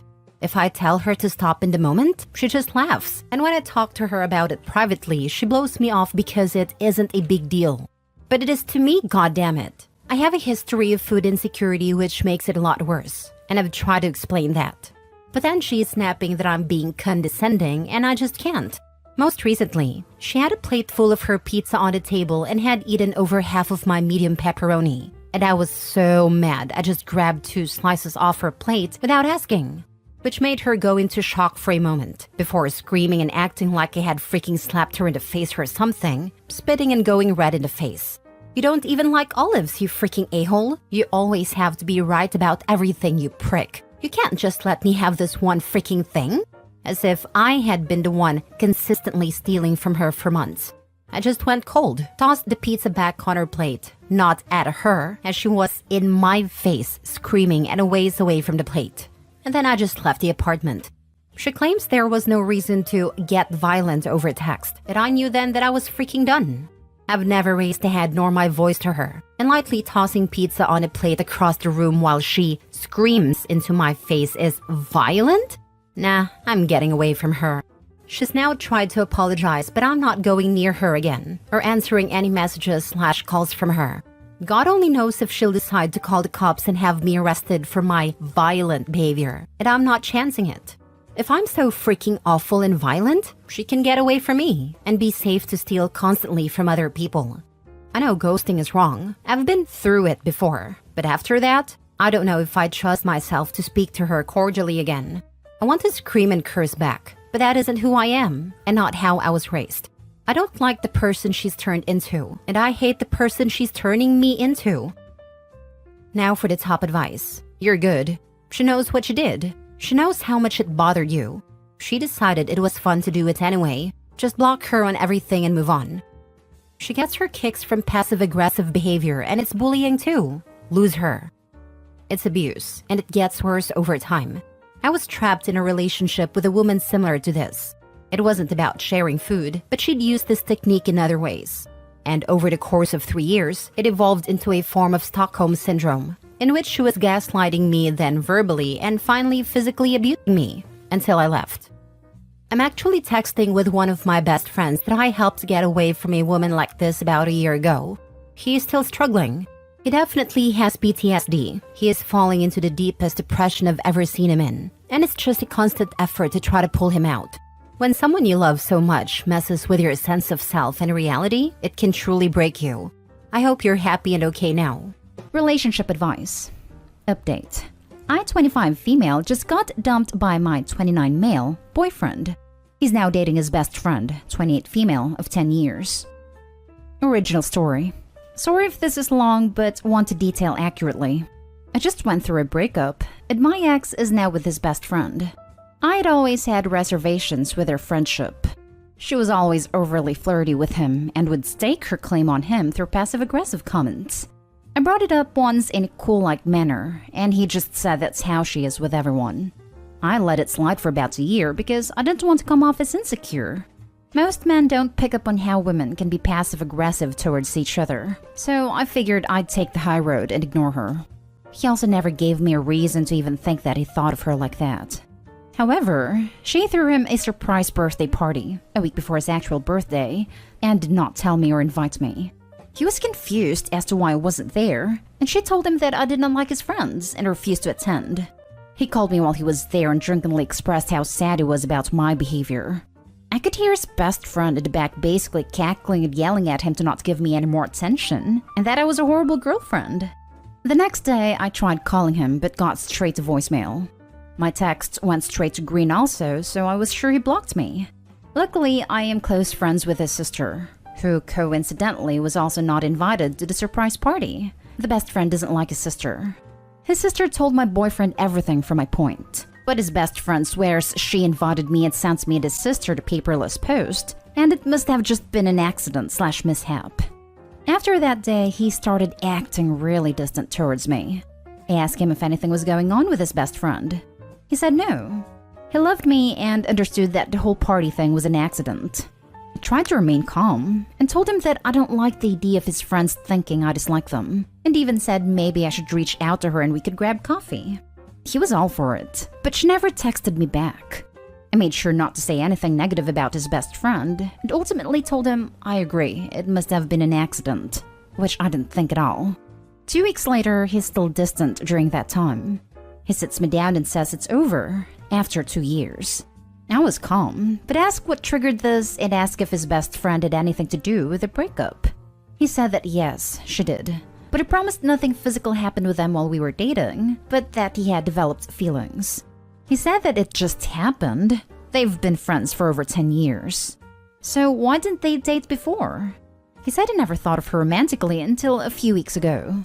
Afterwards, she made it very public that she won and that I'm a loser, and thank God their friend group doesn't have to deal with my toxic behavior anymore, which I don't even care about. She's lesser than me, and it's very clear by her actions. I actually bumped into a couple of his friends at the bar a few weeks after we broke up, MF couple, and they mentioned how they and several of their other friends were bummed that we broke up because they thought I was fun and sweet, and loved having me around. It definitely wasn't a conversation with nice pleasantries. I could tell they were genuine. I just don't understand how feelings change in such a short amount of time since they've been friends for 10 years. 1 week after we broke up, he's dating his best friend, and they're completely in love. I'm very hurt, but just trying to see it from another point of view since my ex won't really explain it to me or go into detail on how he all of a sudden fell in love. In my opinion, falling in love isn't so easy. You have to continually interact emotionally and romantically with another person to get there, which in my mind is a form of cheating. He was just so nice and proper during the relationship as well as during the breakup. It was completely respectful, as much as it could be. I just don't understand. How do these things happen? I have guy friends that I would never think to date, or more so speak to in a romantic sense wherein it's a possibility to fall in love. Thoughts? I genuinely do think that his feelings changed. And he wanted to explore another relationship and that he was really contemplating it for a couple of weeks before making a decision. Not sure what the antithesis was, but it obviously happened at the surprise party I wasn't invited to. I don't really want to hear the whole "he's an a-hole, you're better off without him" comments. We're broken up and done with, and I'm moving on. Just trying to figure out if other people have been in the same situation and how this sort of thing happens. Now for the top comments before reading the update. He cheated on you with her on that birthday party and has been avoiding you. It happened because he felt flattered by your attention. Don't think he didn't notice. He noticed and didn't care how it affected you. Now she won him. The chase is over and she'll get sick of him. I'll give it 1.5 years max. Edit. And it'll end with her cheating on him because she likes the thrill. Probably with another taken man. So just buy yourself some popcorn and wait until his sister calls you and tells you, "Girl, you want to know something juicy?" Yeah, I agree. She's a crap steerer for a reason, and will get bored of him and move on. He's very laid back, and 8 times out of 10 wants to stay home instead of going out. I'm a home buddy as well, so that never bothered me. But it's not her style. She craves attention. I think it happens because he was open to it happening. If a friend of mine threw me a surprise party and my husband wasn't there, I wouldn't think, "Oh wow, yeah, he must really hate my friends." That a-hole. I'd call him immediately and ask his side of things. He made it clear that he trusted her more than you, and for that reason, your relationship with him wasn't going to win out. I won't bother with a-hole comments and whatever, because you know all that stuff. You're just dealing with it now. But his girlfriend is sneaky. She got her man, but look how she did it. That's not a start based on mutual respect, kindness, and appreciation. She tricked him into it. He allowed himself to want to be tricked. That's just how life happens sometimes. There's not a lot of rhyme or reason to love. The surprise party in his mind probably flipped a switch for him, and she got more aggressive in pursuing him. 2 years together is a good amount of time. But honestly, it's not the longest relationship. Things can definitely still change. You missed some good red flags in the very beginning with her behavior, honestly. You also should have been more strong in your reaction to the surprise party. I would have flipped a goddamn crap if that happened. Oh, I 100% knew that this girl was manipulative and sketchy from the beginning. I just figured, okay, I brought it up once and he was pretty nonchalant about it. Not in a secretive way, but in an indifferent way. I figured, let the girl dig her own grave. I'll be above it and non-confrontational. Didn't work out in my favor, obviously. And now for the update. So I received a text from a random number. It was my ex. I blocked his normal number. He basically outlined how he missed me and had ended things with his best friend. He asked to grab coffee and talk it out and hopefully reconcile. He said, "I didn't realize how much I'd miss you, and I've realized that you're the one for me. I'm so sorry about everything that's happened in the last month. You deserve better, but I'm hoping we can meet up and discuss and move past it." Wow. A whole 3 weeks? I'm genuinely still curious as to why he ended our 2-year relationship for this girl.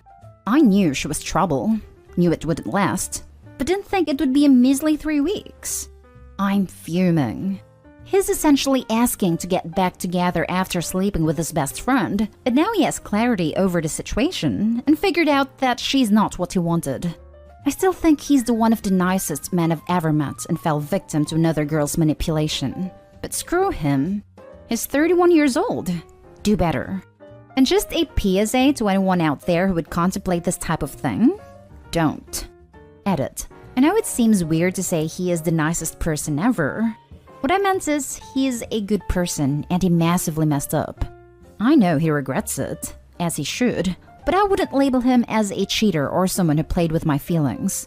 He got feelings for another girl, contemplated what to do, made a decision, broke up with me and proved it. then figured out it was the wrong decision. Him and I can't get back together because I will never trust him again. He made a decision to leave our relationship. It didn't work out for him with this other girl, but I can't trust that it wouldn't happen again. Simple as that. But I do think he went with his feelings and wasn't trying to deceive me or go around my back to cheat. That's all. No, we didn't get coffee. I told him to buzz off and blocked the new number. Okay, you guys caught me on the discrepancy on the ages. I was trying to switch up the ages in the title to maintain anonymity. He's 31, best friend is 30, and I'm actually 28. Keeping the title as is though. Damn. I gave it 1.5 years, but it wasn't even weeks. How embarrassing on his end. Also, translation. She was already cheating on me and entertaining other men. Edit. He's no victim. He knowingly did what he did and felt flattered by your actions and your jealousy. Good thing you didn't bet on them lasting that long. He's not a good person who massively messed up. Girl, he's a guy who was in a long-term relationship and wanted to fool around with someone who wasn't his girlfriend. Him breaking up with you was his twisted way of not cheating. He had his fun. Now he's over it and wants his girlfriend back. He thought you'd stick around for him when he got his best friend out of his system. He's not a good person. He's a prick. Good men do not do this. Good people don't treat people like this. Good people don't have such horrible best friends either. I'm sorry you went through this. Breakups are the worst, especially when they go down like this. Keep your head up. You seem cool. Keep your standards high and you'll find your guy. I'd be fuming too. He threw away a 2-year relationship for a 3-week fling with another girl, and now he wants to get back together? And no, that girl who won him looks like you're winning now. She showed her true colors, and while you lost a relationship, I'm sure she lost friendships, respect, and her best friend. Hold your head high. He lost one of the best things to ever happen to him, and now he really knows it. Plus, they'd known each other for 10 years. If he really wanted something to happen, he would have gone for it. She was just jealous that some girl was taking his attention away from her, so she decided to up her game. She'd probably been flirting with him and trying to make something happen for years. I think it's a case of he's just not that into you. Unfortunately, he was probably in a vulnerable position being drunk, then lied to about why the girlfriend wasn't attending the party. I'm sure he believed the best friend for a while. But after 3 weeks, he realized there was a reason they hadn't gotten together in the past 10 years. It's probably for the best this happened. She probably dodged a bullet in that one. He said I didn't realize how much I'd miss you, and I've realized that you're the one for me. I'm so sorry about everything that's happened in the last month. You deserve better, but I'm hoping we can meet up and discuss and move past it. OP, I'm waiting for the part where you laughed in his face and wished him well with his life. I still think he's the one of the nicest men I've ever met and fell victim to another girl's manipulation. Yes, he fell victim enough to dump you, immediately unzip his pants, and stick it into someone else before you had even had time to process what was happening. His actions are not the actions of a nice man, and quite frankly, even if he's nice, it unfortunately does not prevent him from being stupid. This guy isn't the guy you want in your life. He threw you away for a grass is greener situation, and is now trying to crawl back to you and realized it was seasoned with manure. Kick him to the curb and live your best life. Also, regarding your previous post, also take his friends. They may be the best part of the 2 years where he wasted your time. Trust me, I didn't entertain the conversation at all. I told him to buzz off and move on. No coffee, no meetup, we were done 3 weeks ago and we're done now. Moving on. Last story is titled, I, 28 female, discovered my boyfriend, 29 male, impregnated our landlord. I am sick beyond belief. I don't think I've ever felt this much pain in my life. And isolated to the point where I've had to seek advice on here, I truly never thought this would happen to me. My boyfriend, let's call him Kyle for simplicity, and I have had a really stable and loving relationship. And for context, I've lived most of my life in London, and I met him in London as well. He's American. He works in asset management, and we're both fairly traditional, so I work mostly freelance. But I don't really make even 1/3 of what he makes. Which was fine, as I planned on becoming a housewife and a primary caretaker. But this year, he was offered a job in New York City, where the pay is astronomically higher than he was making in London. And my whole life is in London, all of my family and friends. But I knew that this was going to open up doors for him, and that would be able to buy a home in the future and etc. So we moved right after Christmas to a really nice flat. Did not realize how expensive rent was here, by the way. And because of COVID, he works mostly remote, but sometimes he goes in and out of the office. He had his friends, so I realized that I also needed to at least try to befriend someone. But it was incredibly difficult because when we moved, there were still restrictions, and I wasn't actively working. But when we met our landlord, I thought she was great. Quinn, for simplicity. We were almost the same age, and even though we didn't have too much in common, she was incredibly welcoming that we even went to breakfast and lunch sometimes. Kyle was happy that I had befriended her. As the months went by, Quinn and I would have some drinks at my place, or I'd go to hers, and one time I went with Kyle and we got to know each other on a more personal level. She told me how dating felt so much harder at her age, and that she'd always had fertility issues in her family and was afraid that she was running out of time. And I sympathized with her because I had endometriosis and I also had a similar fear. But in the last 2 months, I would only see her maybe once a week as she claimed she was spending a lot of time with her aunt and so she was more busy than usual. I understood. 2 days ago, while Kyle was at work, I went to check the concierge for a package and I saw Quinn's aunt. I said hi and was polite that we spoke because I had briefly met her before. I asked her how Quinn was doing since I hadn't seen her last weekend, and her aunt said that she was feeling a bit sick, but it was just morning sickness. I was confused, but I guess my face made her think that I was deeply concerned, and her aunt said that morning sickness is just expected in the first trimester. I was floored. Not in an angry way, I was just caught off guard because I had no idea how or when she had become pregnant. In a way, I was kind of happy for her, but I also was slightly sad that she didn't tell me as I thought I was her friend. But I was excited for her, and I sent her a message congratulating her. When my boyfriend came home that night, I revealed to him that she was pregnant and how happy I was for her. And the look on his face, I have never seen anything like that in my life. The color literally drained from his face the way you would picture it happening in a cartoon, and he was almost gaping. I was extremely confused, but he gained his composure and went to shower. I was making dinner, and my mind was racing. I couldn't really focus, but I couldn't pinpoint why. After he showered and I finished cooking, I decided to lay on the bed for a while because I was feeling horrible. My boyfriend then said he needed to get some really important bills from our mail, and he left quickly. At this point, I felt so horrible, so sick, because something felt ridiculously wrong. The entire atmosphere had shifted, and I was completely unsettled. So I waited for him to leave and I followed him. It was all such a blur that I don't even remember walking to her floor, but I saw exactly what I instinctively thought I would. I hid behind the wall. At this point, I was about to throw up. And they were arguing, and I couldn't even hear what about because at that point I showed myself before running back to our flat. Kyle came after me, asking me to wait, to hear him out, but I couldn't even breathe. I felt like I was going to vomit and choke at the same time. My throat was so constricted that I couldn't even talk. And he was rambling on about how it happened 2 months ago and it was a mistake. He never intended on hurting me and it felt terrible.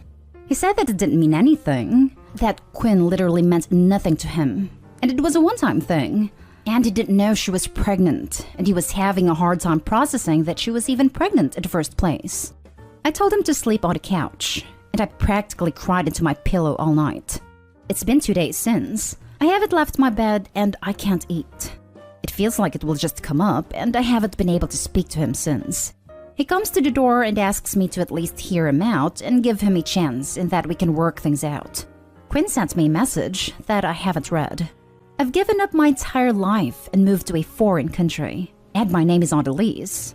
If I break it, I can't afford to pay the rest off. And I think what's even worse is that I still love him. I hate him and love him at the same time, but I cannot believe it did this to me. Honestly, my life is over, and I do not know if I will ever recover from this. This was incredibly long, and I apologize for that, but I honestly do not know what to do next. Now for the top advice. I think your property management will let you break lease under the circumstances. I'd contact whatever company the rent money goes to and explain in as much detail as you like, but say you have to break lease because of extenuating circumstances. It'll suck, but you're going to be fine once it's over. Reach out to whoever you can for any support you can muster. Make that jerk pay for a hotel till you leave. Just do whatever you can to take care of you and get out of there. Also, Cal can choose to take on the lease only under his name. Changing names and leases in the US is easy, provided all the renting parties agree to it. Also, the ability to enforce you paying things if you leave the country is spotty at best. You may not be able to return to the US, but if you skipped the bill, the consequences like a bad credit score use a different system in the US and UK. Obviously, this would be a last resort if OP cannot get free of things and just needs to leave. More likely, Cal would still need a place to live, and it reflects badly on him to have any outstanding charges. So OP could probably leave without anything going on her credit report. I am going to suggest you call your parents and immediately start making preparations to move back home. The reason I say this is because at this point, there is way too much potential long-term damage to ever really come back from this.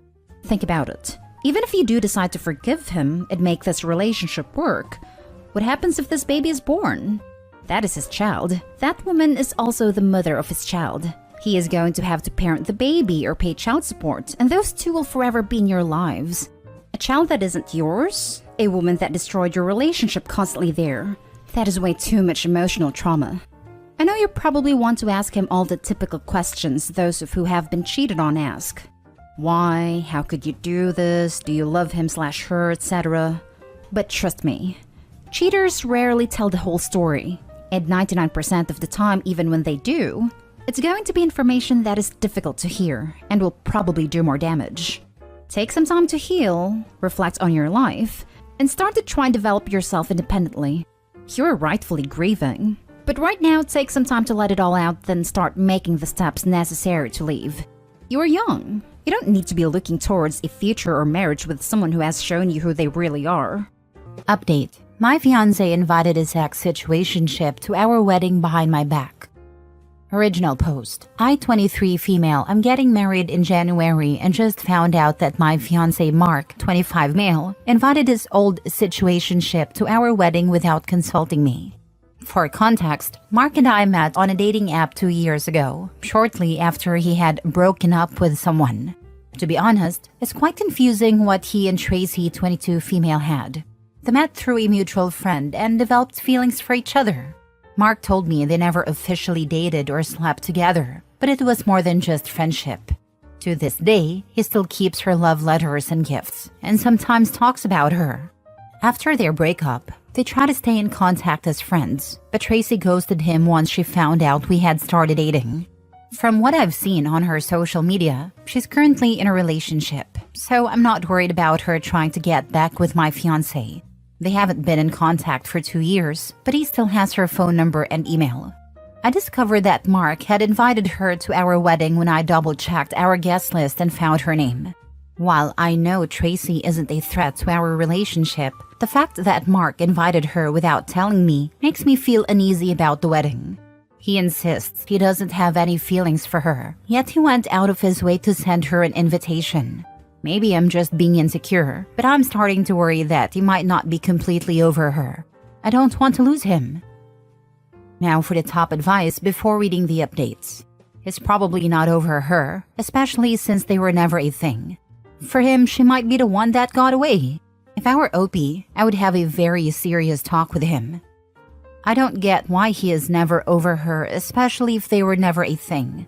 From what Mark told me, he was the one who didn't want a relationship, since Tracy just started life. Tell him you don't want her there and that's final, and he better rescind it, or you'll have to rethink the marriage. Because starting a married life by going behind your back is a no-no. To be honest, you need to not stubbornly hold on to someone you can't trust. And you can't trust someone who does things behind your back. Her going to the wedding doesn't make me uncomfortable since I know she won't do anything. The problem is my fiancé and the fact he invited her to the wedding without notifying me. If Mark wanted her there, fine. But I just hate the fact he didn't told me beforehand, and it's making me think he lied about getting over her.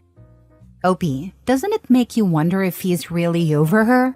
He keeps her love letters and the gifts, and he talks about her all the time. I think there's feelings that are still lingering. You better have a serious talk with him. He doesn't talk about her all the time, in some comments from time to time. I believe that is not right to erase her since Tracy was part of his story. But I did get the ick in the beginning when I saw her letters and gifts. First update. After reading the comments and talking with some friends, I finally accepted that Mark never really got over Tracy.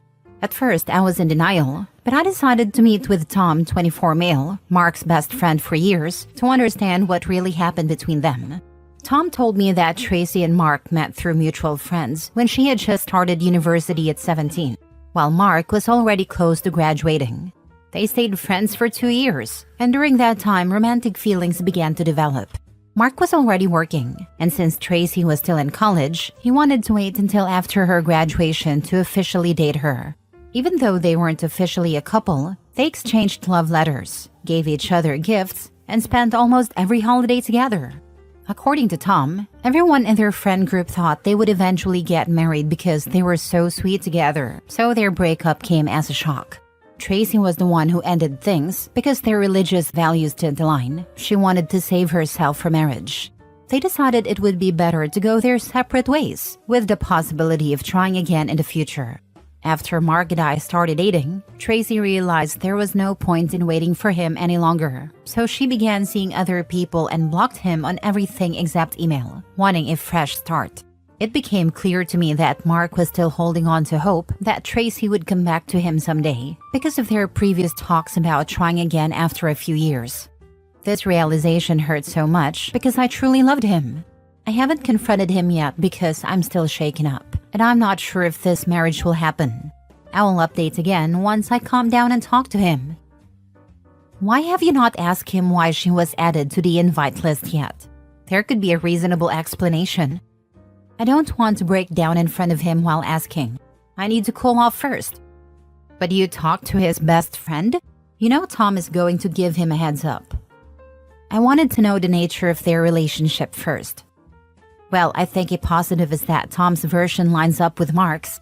I think you should ask Mark about it before Tom has an opportunity to give him a heads up and for him to make up some reason for the invite. Second update. It's been a while since my last update, and I'm here to announce that the wedding has been called off. My parents are taking care of canceling everything for me, and honestly, it feels like I'm a child again, with mom and dad solving my problems. After talking with Tom, I confronted Mark and laid everything out for him. At first, he was dismissive, almost as if he was trying to escape from the situation. Eventually, he admitted that he never loved anyone like he loved Tracy, because according to him, their relationship was pure and innocent. He said she reminded him that life isn't just about physical desire, and during his darkest times, she was like a ray of sunlight. Hearing the man I love confess how much he loved another woman was beyond hurtful. As he spoke, I broke down, bawling my eyes out. He had the audacity to tell me that he loves me, but it's a different kind of love. When I asked why he invited her to our wedding, he had no response. Why did he have to jeopardize our future for a past relationship? It hurt so much. Mark then admitted that he knew Tracy hadn't blocked him on email because he was the one who helped her get her first job, and there were professional reasons for keeping in touch. That's how he managed to send our wedding invitation, but he claimed he meant no harm. When I pressed him on this, he said he wanted Tracy to see us together and realize what she lost because he was hurt that she was pregnant and not married. The moment he mentioned her pregnancy, an alarm went off in my head. How did you know she was pregnant? I asked. You said she blocked you everywhere. I could see the panic in his eyes as he started to stutter. I demanded to see his phone and found more than 5 accounts he used to stalk Tracy. I felt sick to my stomach, and the urge to vomit was overwhelming. Ultimately, I decided to call off the engagement because I realized he was a creep. Mark threw himself on the floor, begging for forgiveness, saying that he loved me just in a different way compared to Tracy, and was hurt that she had moved on and given herself to another man, despite his countless pleas for intimacy. His sense of entitlement to her body and virginity made me feel even more disgusted. I left without even packing a bag. Everything was too much. I can't believe I spent 2 years loving a stalker, a man-child. I also reached out to Tracy and told her everything, including details about Mark's fake account.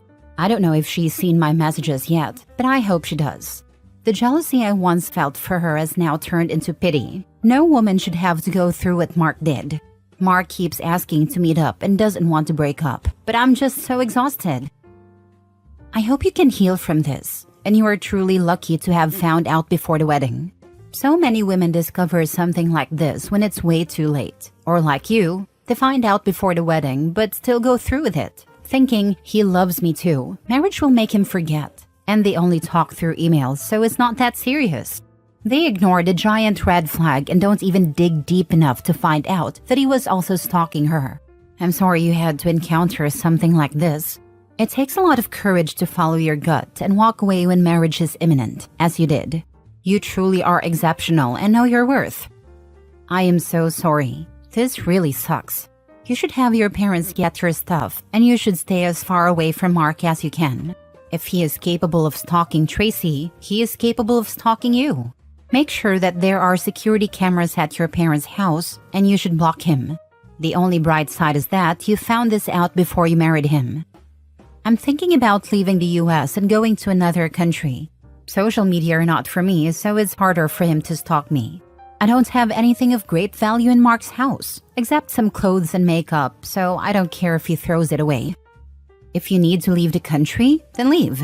I've always thought that sometimes when a woman is in a different situation, such as in a DV situation or things of that nature, that if they had left the state or the country, maybe they would have been safe. Be safe from that creep Mark.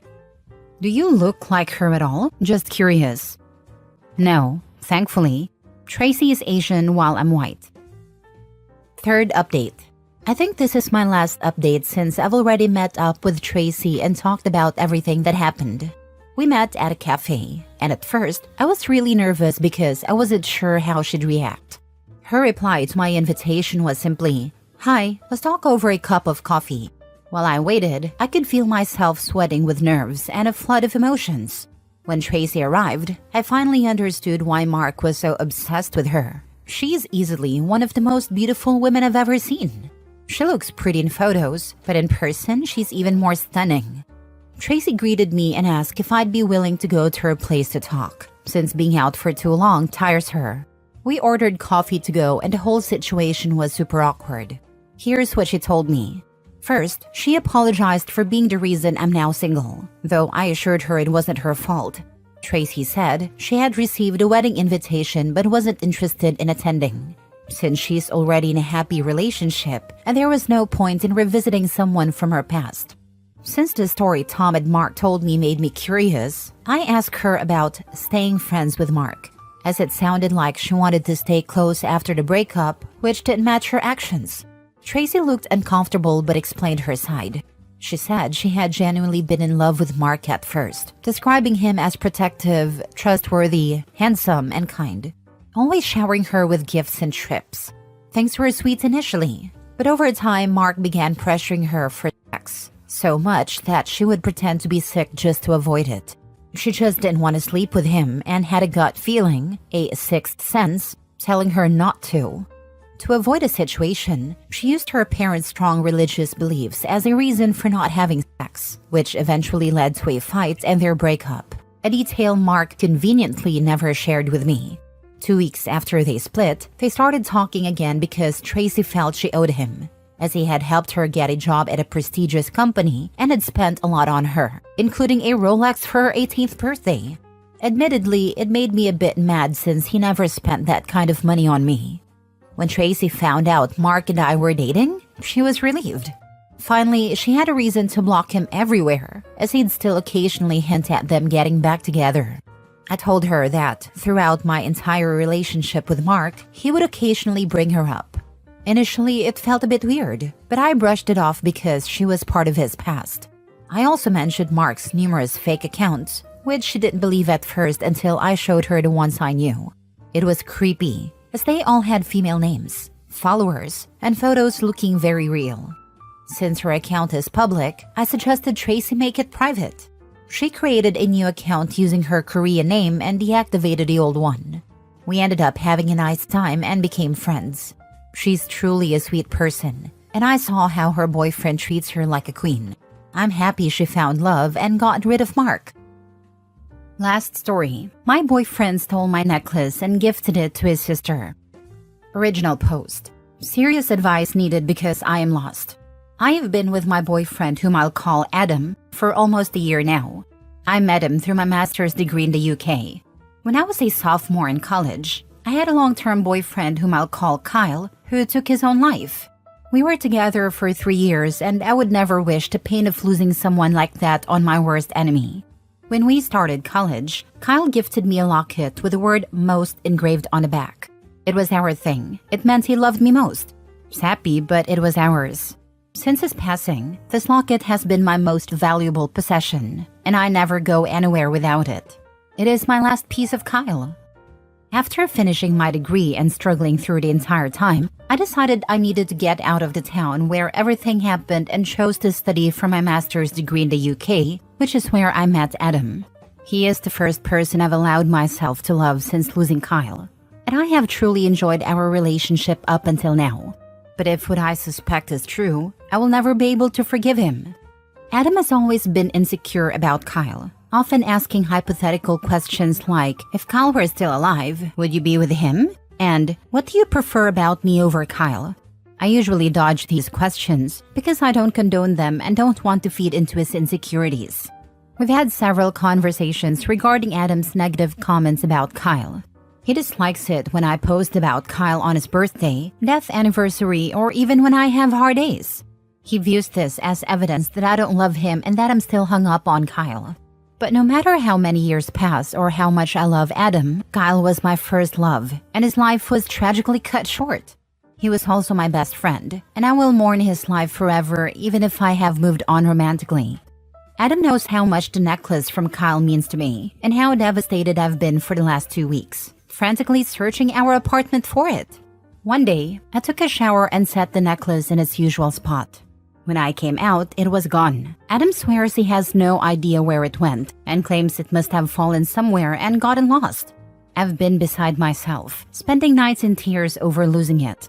Adam has a sister, whom I'll call Jane, who recently celebrated her 21st birthday. I'm in her private Snapchat story where she posted a picture of the beautiful locket that her big brother got her for a special day. It was this same locket. I know it because it has the same engraving on the back. I don't know how Adam explained that to Jane, but he must have come up with something. Jane and I are not particularly close, so this isn't something I feel I can casually confront her about. I also feel silly bringing it up to Adam in case I'm wrong, and I'm just going insane, looking for excuses because I was careless and lost it. I don't see where else Adam would have gotten this locket, as it was custom-made for me by a small business back in the States. The designer was local to Kyle and me, and her work has always been my favorite. Advice needed. How do I ask Adam about this? I'm sure he'll deny it either way, but this locket means the world to me. I need it back. Thanks. Can I ask, what are your thoughts on his red flag behaviors being jealous of a person who died prematurely? It seems like it didn't occur to you that those are massive red flags before the necklace theft. I have noticed there are red flags. I guess I have just excused them, as Adam is the first person I've found myself having those feelings for again. Also, we share an apartment. He is the name on the lease because he is from the UK and I'm from the States. I'm also a student, trying to scrape together enough money to go back home for a while. I know it's a stupid reason to stay in a disrespectful relationship, but this is a foreign country and I'm mostly alone here. It must be said, your boyfriend Adam is mentally unwell and needs to very quickly become your ex-boyfriend. I would suggest reaching out to Adam's sister and delicately explain the situation to her. If she's even remotely a good person, she will understand and hopefully return the locket. Do you have pictures of the locket? Or pictures of you wearing it? Are the pictures time-stamped? Gather all the evidence you can to prove that the locket is, in fact, yours. Important detail. Do not tell Adam that you are in communication with his sister. Once you get the locket back, cut ties with this man and get him out of your life. Kyle was obviously important to you, and you don't need to justify your grief to anyone. I speak from personal experience. I only have one personal item from my parents' passing, and if my partner stole it from me, that would be the fastest way to become an ex and be completely ejected from my life. I don't intend to stay with my boyfriend. I just need to figure out a way to make sure I get the necklace back. Now for the update. It's been almost 3 weeks since my original post, and I hadn't planned to update. But I've seen a few comments asking for one. A day or two after the initial post, I confronted Adam about the locket. He denied knowing what I was talking about and accused me of being cold for suggesting he took it. When I asked for receipts or any proof that the locket he gave his sister wasn't mine, he got angry and stormed out of our apartment. Later that night, he returned and tried to gaslight me, claiming I was creating a problem out of nothing and insisting that the necklace he gave his sister didn't have any engraving. However, while he was away, I contacted his mom and told her I had misplaced my locket. I asked if it could have accidentally been taken home by Adam when he was visiting. She got back to me quickly, saying she found my necklace in Jane's gift pile, stashed in a corner. She promised to keep it in her room until she could return it to me, explaining that either she or Jane must have mistakenly put it there. Once I had confirmation from Adam's mom that she had my locket, I booked the cheapest flight home and arranged for her to give me a lift to the airport where she could return the necklace. The fact that I had enough doubt was a sign that this relationship was going nowhere. I just wanted my necklace back. I stayed with Adam until my flight, which was about a week ago. I let him and his mom drive me to the airport. Before leaving, I left a note for Adam, explaining that I was breaking up with him and that my friends would be by to collect my things. I took a leave of absence from university while I figure out where to stay when I get back to the UK, and contacted my landlord about taking my name off the lease. When Adam's mom gave me back my necklace at the airport, his reaction was priceless. He looked like a deer caught in headlights. He was furious, but couldn't show it in front of his mom. Jane hasn't even questioned the missing necklace, and it's been around 2 weeks now. She is rather spoiled, so I doubt she'll ever notice. I'm happy to report that I'm safe and back home with the necklace from Kyle. I just got back from visiting his grave and telling him the entire story, even laughing about it. The whole experience reminded me that I need to hold higher standards for myself in relationships. Thank you all for your love and support. Relationship advice. Update 2. My female 33, fiancé male 34, found out I pay for my parents' health insurance and said they are financially abusing me. Original post. My fiancé male 34 and I, female 33, have been dating for 3 years and living together for 1. We've been loosely saving to buy a house, and about 2 weeks ago, we decided to sit through our finances and try to draw an actual plan to see if we could save money more consistently and whatnot. As expected, we had a few disagreements on what expenses we should cut, but nothing too big, until he found out I pay for my parents' healthcare insurance, and we have been fighting about it nonstop since then. His main point is that my parents don't need it since our country has universal healthcare, and if they wanted insurance, they could pay it themselves. Although this is true, the public healthcare system is known for being overcrowded, and it can take months until you see a doctor. My dad has diabetes and a heart condition, and I'm afraid he wouldn't get the help he needs fast enough. It's also true they could pay for it, but not without some sacrifice. They're very middle class, and they wouldn't probably anyway because my dad is the stoic type. His refusal to get insurance was the reason me and my brother decided to pay for it ourselves. Fiancé also argues that's unfair to spend so much money on them when we're trying to save everything we can for the house and is cutting all of his extra expenses. But the fact is that, even with insurance, I'm still saving more than him because I earn more. He thinks if I redirect this money to our savings, we could buy our house faster and with less sacrifice, which means he could keep some of the extra money he's putting on the house. I'd rather wait longer if I have to, if it means I can assure better care for my parents if they need it. Plus, that way I'd be paying for more than 2/3 of the house, and I already pay for most of our rent. He thinks I'm being selfish. I think he's being selfish. But what we've been arguing mostly about is he says my parents are taking advantage of me, that they're abusive and controlling of my money, and that I can't start a new family if I don't let go of them and cut the cord. I admit I'm close to my parents. I call them every couple of days, and I used to see them regularly before the pandemic, which fiancé says it proves I'm emotionally dependent on them. But they hardly ask me for money, and I don't pay for anything else except an occasional dinner. He's been sending me articles about helicopter parents and even brought up the time I lived with them as an adult for 2 years. They took me in when I had a major setback at 25 years old and lost my job. When I tell him I don't see that way, he keeps bringing up the fog, which apparently is the inability of abused people to see the acts of the abusers and such. My brother is on my side, but his friends says he's right. I was sure about this, but I don't know anymore. I admit he has some points. Is the fact that my parents don't need the money but I still feel like they do a sign of abuse? He's been also pointing some situations where I reached to them for advice or help as proof that I'm not grown up enough, and even suggested I go non-contact for a while. Not forever. I won't, but I'm starting to feel less inclined to talk to my parents after our arguments. Has anyone been in a situation like this? What did you do? Now for the top advice before reading the first update. I lived with them as an adult for 2 years. They took me in when I had a major setback at 25 years old and lost my job. Your parents had your back when you were in your toughest spot at age 25. That says everything about how much they should mean to you. Your fiancé is talking crazy talk telling you to go no contact with your parents. Plus, that way I'd be paying for more than 2/3 of the house and I already pay for most of our rent. The real issue is your fiancé feels less of an adult with your contributing more financially. I can't start a new family if I don't let go of them and cut the cord.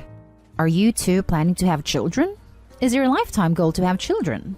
Because if you are blindsided by what your fiancé thinks about money, there may be other issues you are overlooking. If having children is your lifetime goal, I advise freezing your eggs to give you more options. The real issue is your fiancé feels less of an adult with your contributing more financially. Yet, he is prepared to allow her to contribute even more financially so that he doesn't have to contribute as much. Girl, this man wants all your money to go towards the savings. You'll already pay for everything. He wants all the money in the savings. Do not freaking do that. That's a huge setup. You make more than him. He wants the extra money in the joint account. You spend too much money. Do you not see what he's doing? Yikes. You have to watch your back with your husband, since you make more than him. Do you guys have a prenup? We're not married yet. We haven't discussed prenups or anything, but the house is going to be in both of our names. He didn't strike me as a gold digger. He's quite moderate in his spending. But they never do at first, do they? I'll keep that in mind and maybe talk about the prenup after we solve this issue. Thanks. Info. How much does healthcare insurance cost relative to your net income? Info. What is the difference in salary between you two? It does not seem like you're being financially abused. It seems like you recognize that family members help each other. When you lost your job, your parents helped you out. Now it's your turn to help them out. This is not about money for extravagances. This is about health. You should not get married or buy a house together until you are on the same page regarding your finances. I make a bit less than 3 times what he makes, and the insurance costs about 7% of my free income. I don't know how to say it. It's what I get after taxes. It means we may have to save for a bit more time, maybe a year more, if neither of us get any raise. And I would also be fine if he says he doesn't want to put all he can and save some for something he thinks is important. But his issue seems to be more about where the money is going than how much is it. I'm rethinking that after all these comments about him being interested on the money though. Now for the first update. We had agreed on a truce so we could spend holidays in peace, since we were isolated and it was going to just be him and me. Christmas was relatively okay, but the next day my mom sent us some leftovers from their dinner, which turned out to be a full meal that she clearly cooked for us. Fiancé got pissed about it. We argued once again about my parents being controlling. He said they couldn't leave us alone to even have a holiday in peace, and how I wasn't grown up enough to make myself a dinner and my mom had to send food. I'm not a great cook, but I get by and I did make us dinner the night before. I never depended on my mom to feed us. But he brought up other occasions where my mom had sent us food, and that's not something you do for adult children. He also said he can't trust me with the money after what he found out and insinuated he would be the one in charge of our finances once we got married. But he backed off when he saw how mad I got. Long story short, we argued for a couple more days about it, and I ended up leaving the apartment. We didn't officially break up, but it's been several weeks and it looks permanent. He reached out a couple of times to see if I had come to my senses, but every attempt at a talk turned into another argument, and I'm just tired. I rented another place and haven't told anyone about what happened yet, but apparently he did, because I got some nasty messages from a few of his friends. So I guess he already made up his mind. Most of my things are still at the apartment, I hope, so I still have to figure that out. I'm just living day by day. It's hard wrapping my mind around the whole situation because it doesn't make sense to me. It does not seem like a good enough reason to break up a 3 year relationship, but it is what it is. Thanks to everyone who helped me on my original post. I guess you all saw this coming. Edit. Some people came up with the fair point that this is only my POV, which is true, but I don't have a neutral third party to ask about it, because the only people I think know what's happening are my brother and my fiance's friends. So, not really unbiased. But there's an important thing that I left out because I don't want to think is the reason for all of this, but maybe it is. My parents are not my bio parents. My mom is my bio mom's sister, who looked out for us when things got bad at home, until she took my brother and I in when I was a teenager. Bio mom is an addict, in and out of the picture, but mostly out for the past 10 years. I lent her money about 5 years ago, and I know I'm not ever seeing that money back. I know my brother did the same on a couple of occasions. Does that change everything? Most people are saying it's a normal thing for parents to do, but maybe it's not normal if they are not your real parents? Maybe that's what bothers my fiancé. I never asked because I'm afraid of the answer. Also, he knew about the money I gave my bio mom, so he might see it as a pattern of me freely giving money to my family? Just to be clear, he never said any of it, although I think that's what he meant when he said I can't be trusted with money. But I got so mad didn't delve into the subject. I'm very aware that because of my background, I'm prone to be in abusive relationships. I'm just trying to figure out if it's my family or my significant other. I'm also aware I need to go back to therapy. I stopped during COVID. That was a mistake. Now for some advice before reading the final update. He reached out a couple of times to see if I had come to my senses. Answer should be, yes, we're done. Yep, up along with being a good girl. This is a typical abuser language. You make 2/3 of the income, make most of the bills, and he can't trust you with money? The only person here who is being financially abusive or controlling is him. He is trying to cut you off from normal and healthy relationships in an effort to control you. He sure as hell is not entitled to tell you what to spend your money on when you already pay more than half the bills. If he comes back, kick his behind to the curb. You do not need that kind of abusive, controlling person in your life. There is nothing wrong with a parent sending their child food either. My mom used to send me home with things she cooked for me, and she even made food for my brother and his wife. Frozen casserole so they had a break once in a while. She didn't dictate how or when we should eat it. I bet it's pissed you were paying most of the bills. For Pete's sake. Now for the final update. So last time people were very nice, reaching out and opening my eyes to the situation, and they brought up a lot of things I wasn't thinking about. So I thought you deserve some closure, even if it's not a very positive one. I tried to solve the old apartment issue first, because as some people guessed, I was still paying for it, mostly to avoid a conversation. I texted him asking for a good time to go over and pick up my stuff and talk about financial agreements. He called me immediately and asked if I was breaking up with him. Like, you did it already? So we started arguing over the phone, until he suggested I come over so we could settle things properly. So I went by myself. Such a good idea. Surprising nobody. Talking in person didn't change anything, and we kept fighting just the same. Except he was becoming more and more aggressive because I was standing my ground in us breaking up. He said some pretty harsh and defensive things, which he never did before. And it hurt, but only confirmed my decision. Until he said that he talked to my brother about us, and that totally set me off. He said my brother agreed with him that my parents were overbearing, and even agreed to back off for a while to let me grow up. I guess he thought that having my brother on his side would convince me he was right. It was such a novice lie, but I was suddenly filled with utter terror that my brother shared his opinion about me, or would want to get away from me, or I don't know.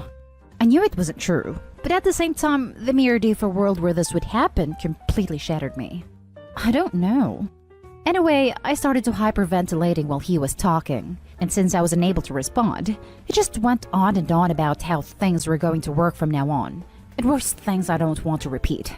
At some point, I just dissociated, like I used to when I was a kid and the abuse got really bad, and can't remember almost anything after that. All I remember was pressing the phone on my face really hard. Apparently, I called sister-in-law at her work and didn't say anything, so she sent my brother to check on me, and he took me to the hospital. I'm getting better now, but I'm having a lot of PTSD episodes. Mostly I'm having a hard time accepting how he could be so manipulative, and I never knew. My brother and sister-in-law think he set me off on purpose, as he knew my past and all my triggers. I don't want that to be true, but I have a flash of memory where I'm crawling away from him because I couldn't speak, and he just sort of laughed and kept talking. I know memories from dissociative episodes can't be trusted though.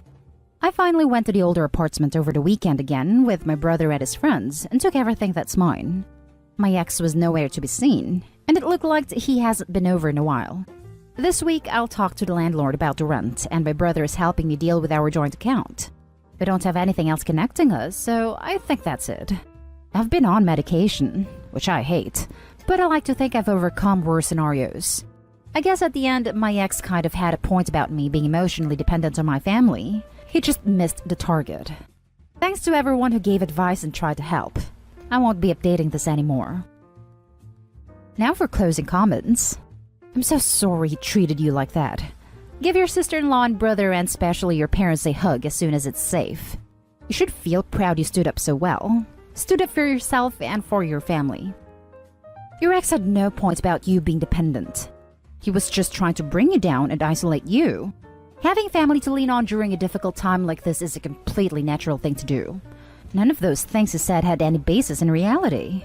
I'm very sorry this happened to you, but you're already moving on and doing a great job. You are stronger than you think. Good luck. I read all of your posts, and I'm so glad you have such a strong and supportive family structure. I'm also glad you didn't let that little turd ruin your relationship with your amazing supportive family. I hope things get better for you from here. Thank you so much. I hope so too. My brother and sister-in-law think he set me off on purpose, as he knew my past and all my triggers. And he was laughing at one point? He's a sociopath. File a restraining order now. Well, I can't be sure about that. I don't have a clear memory about it.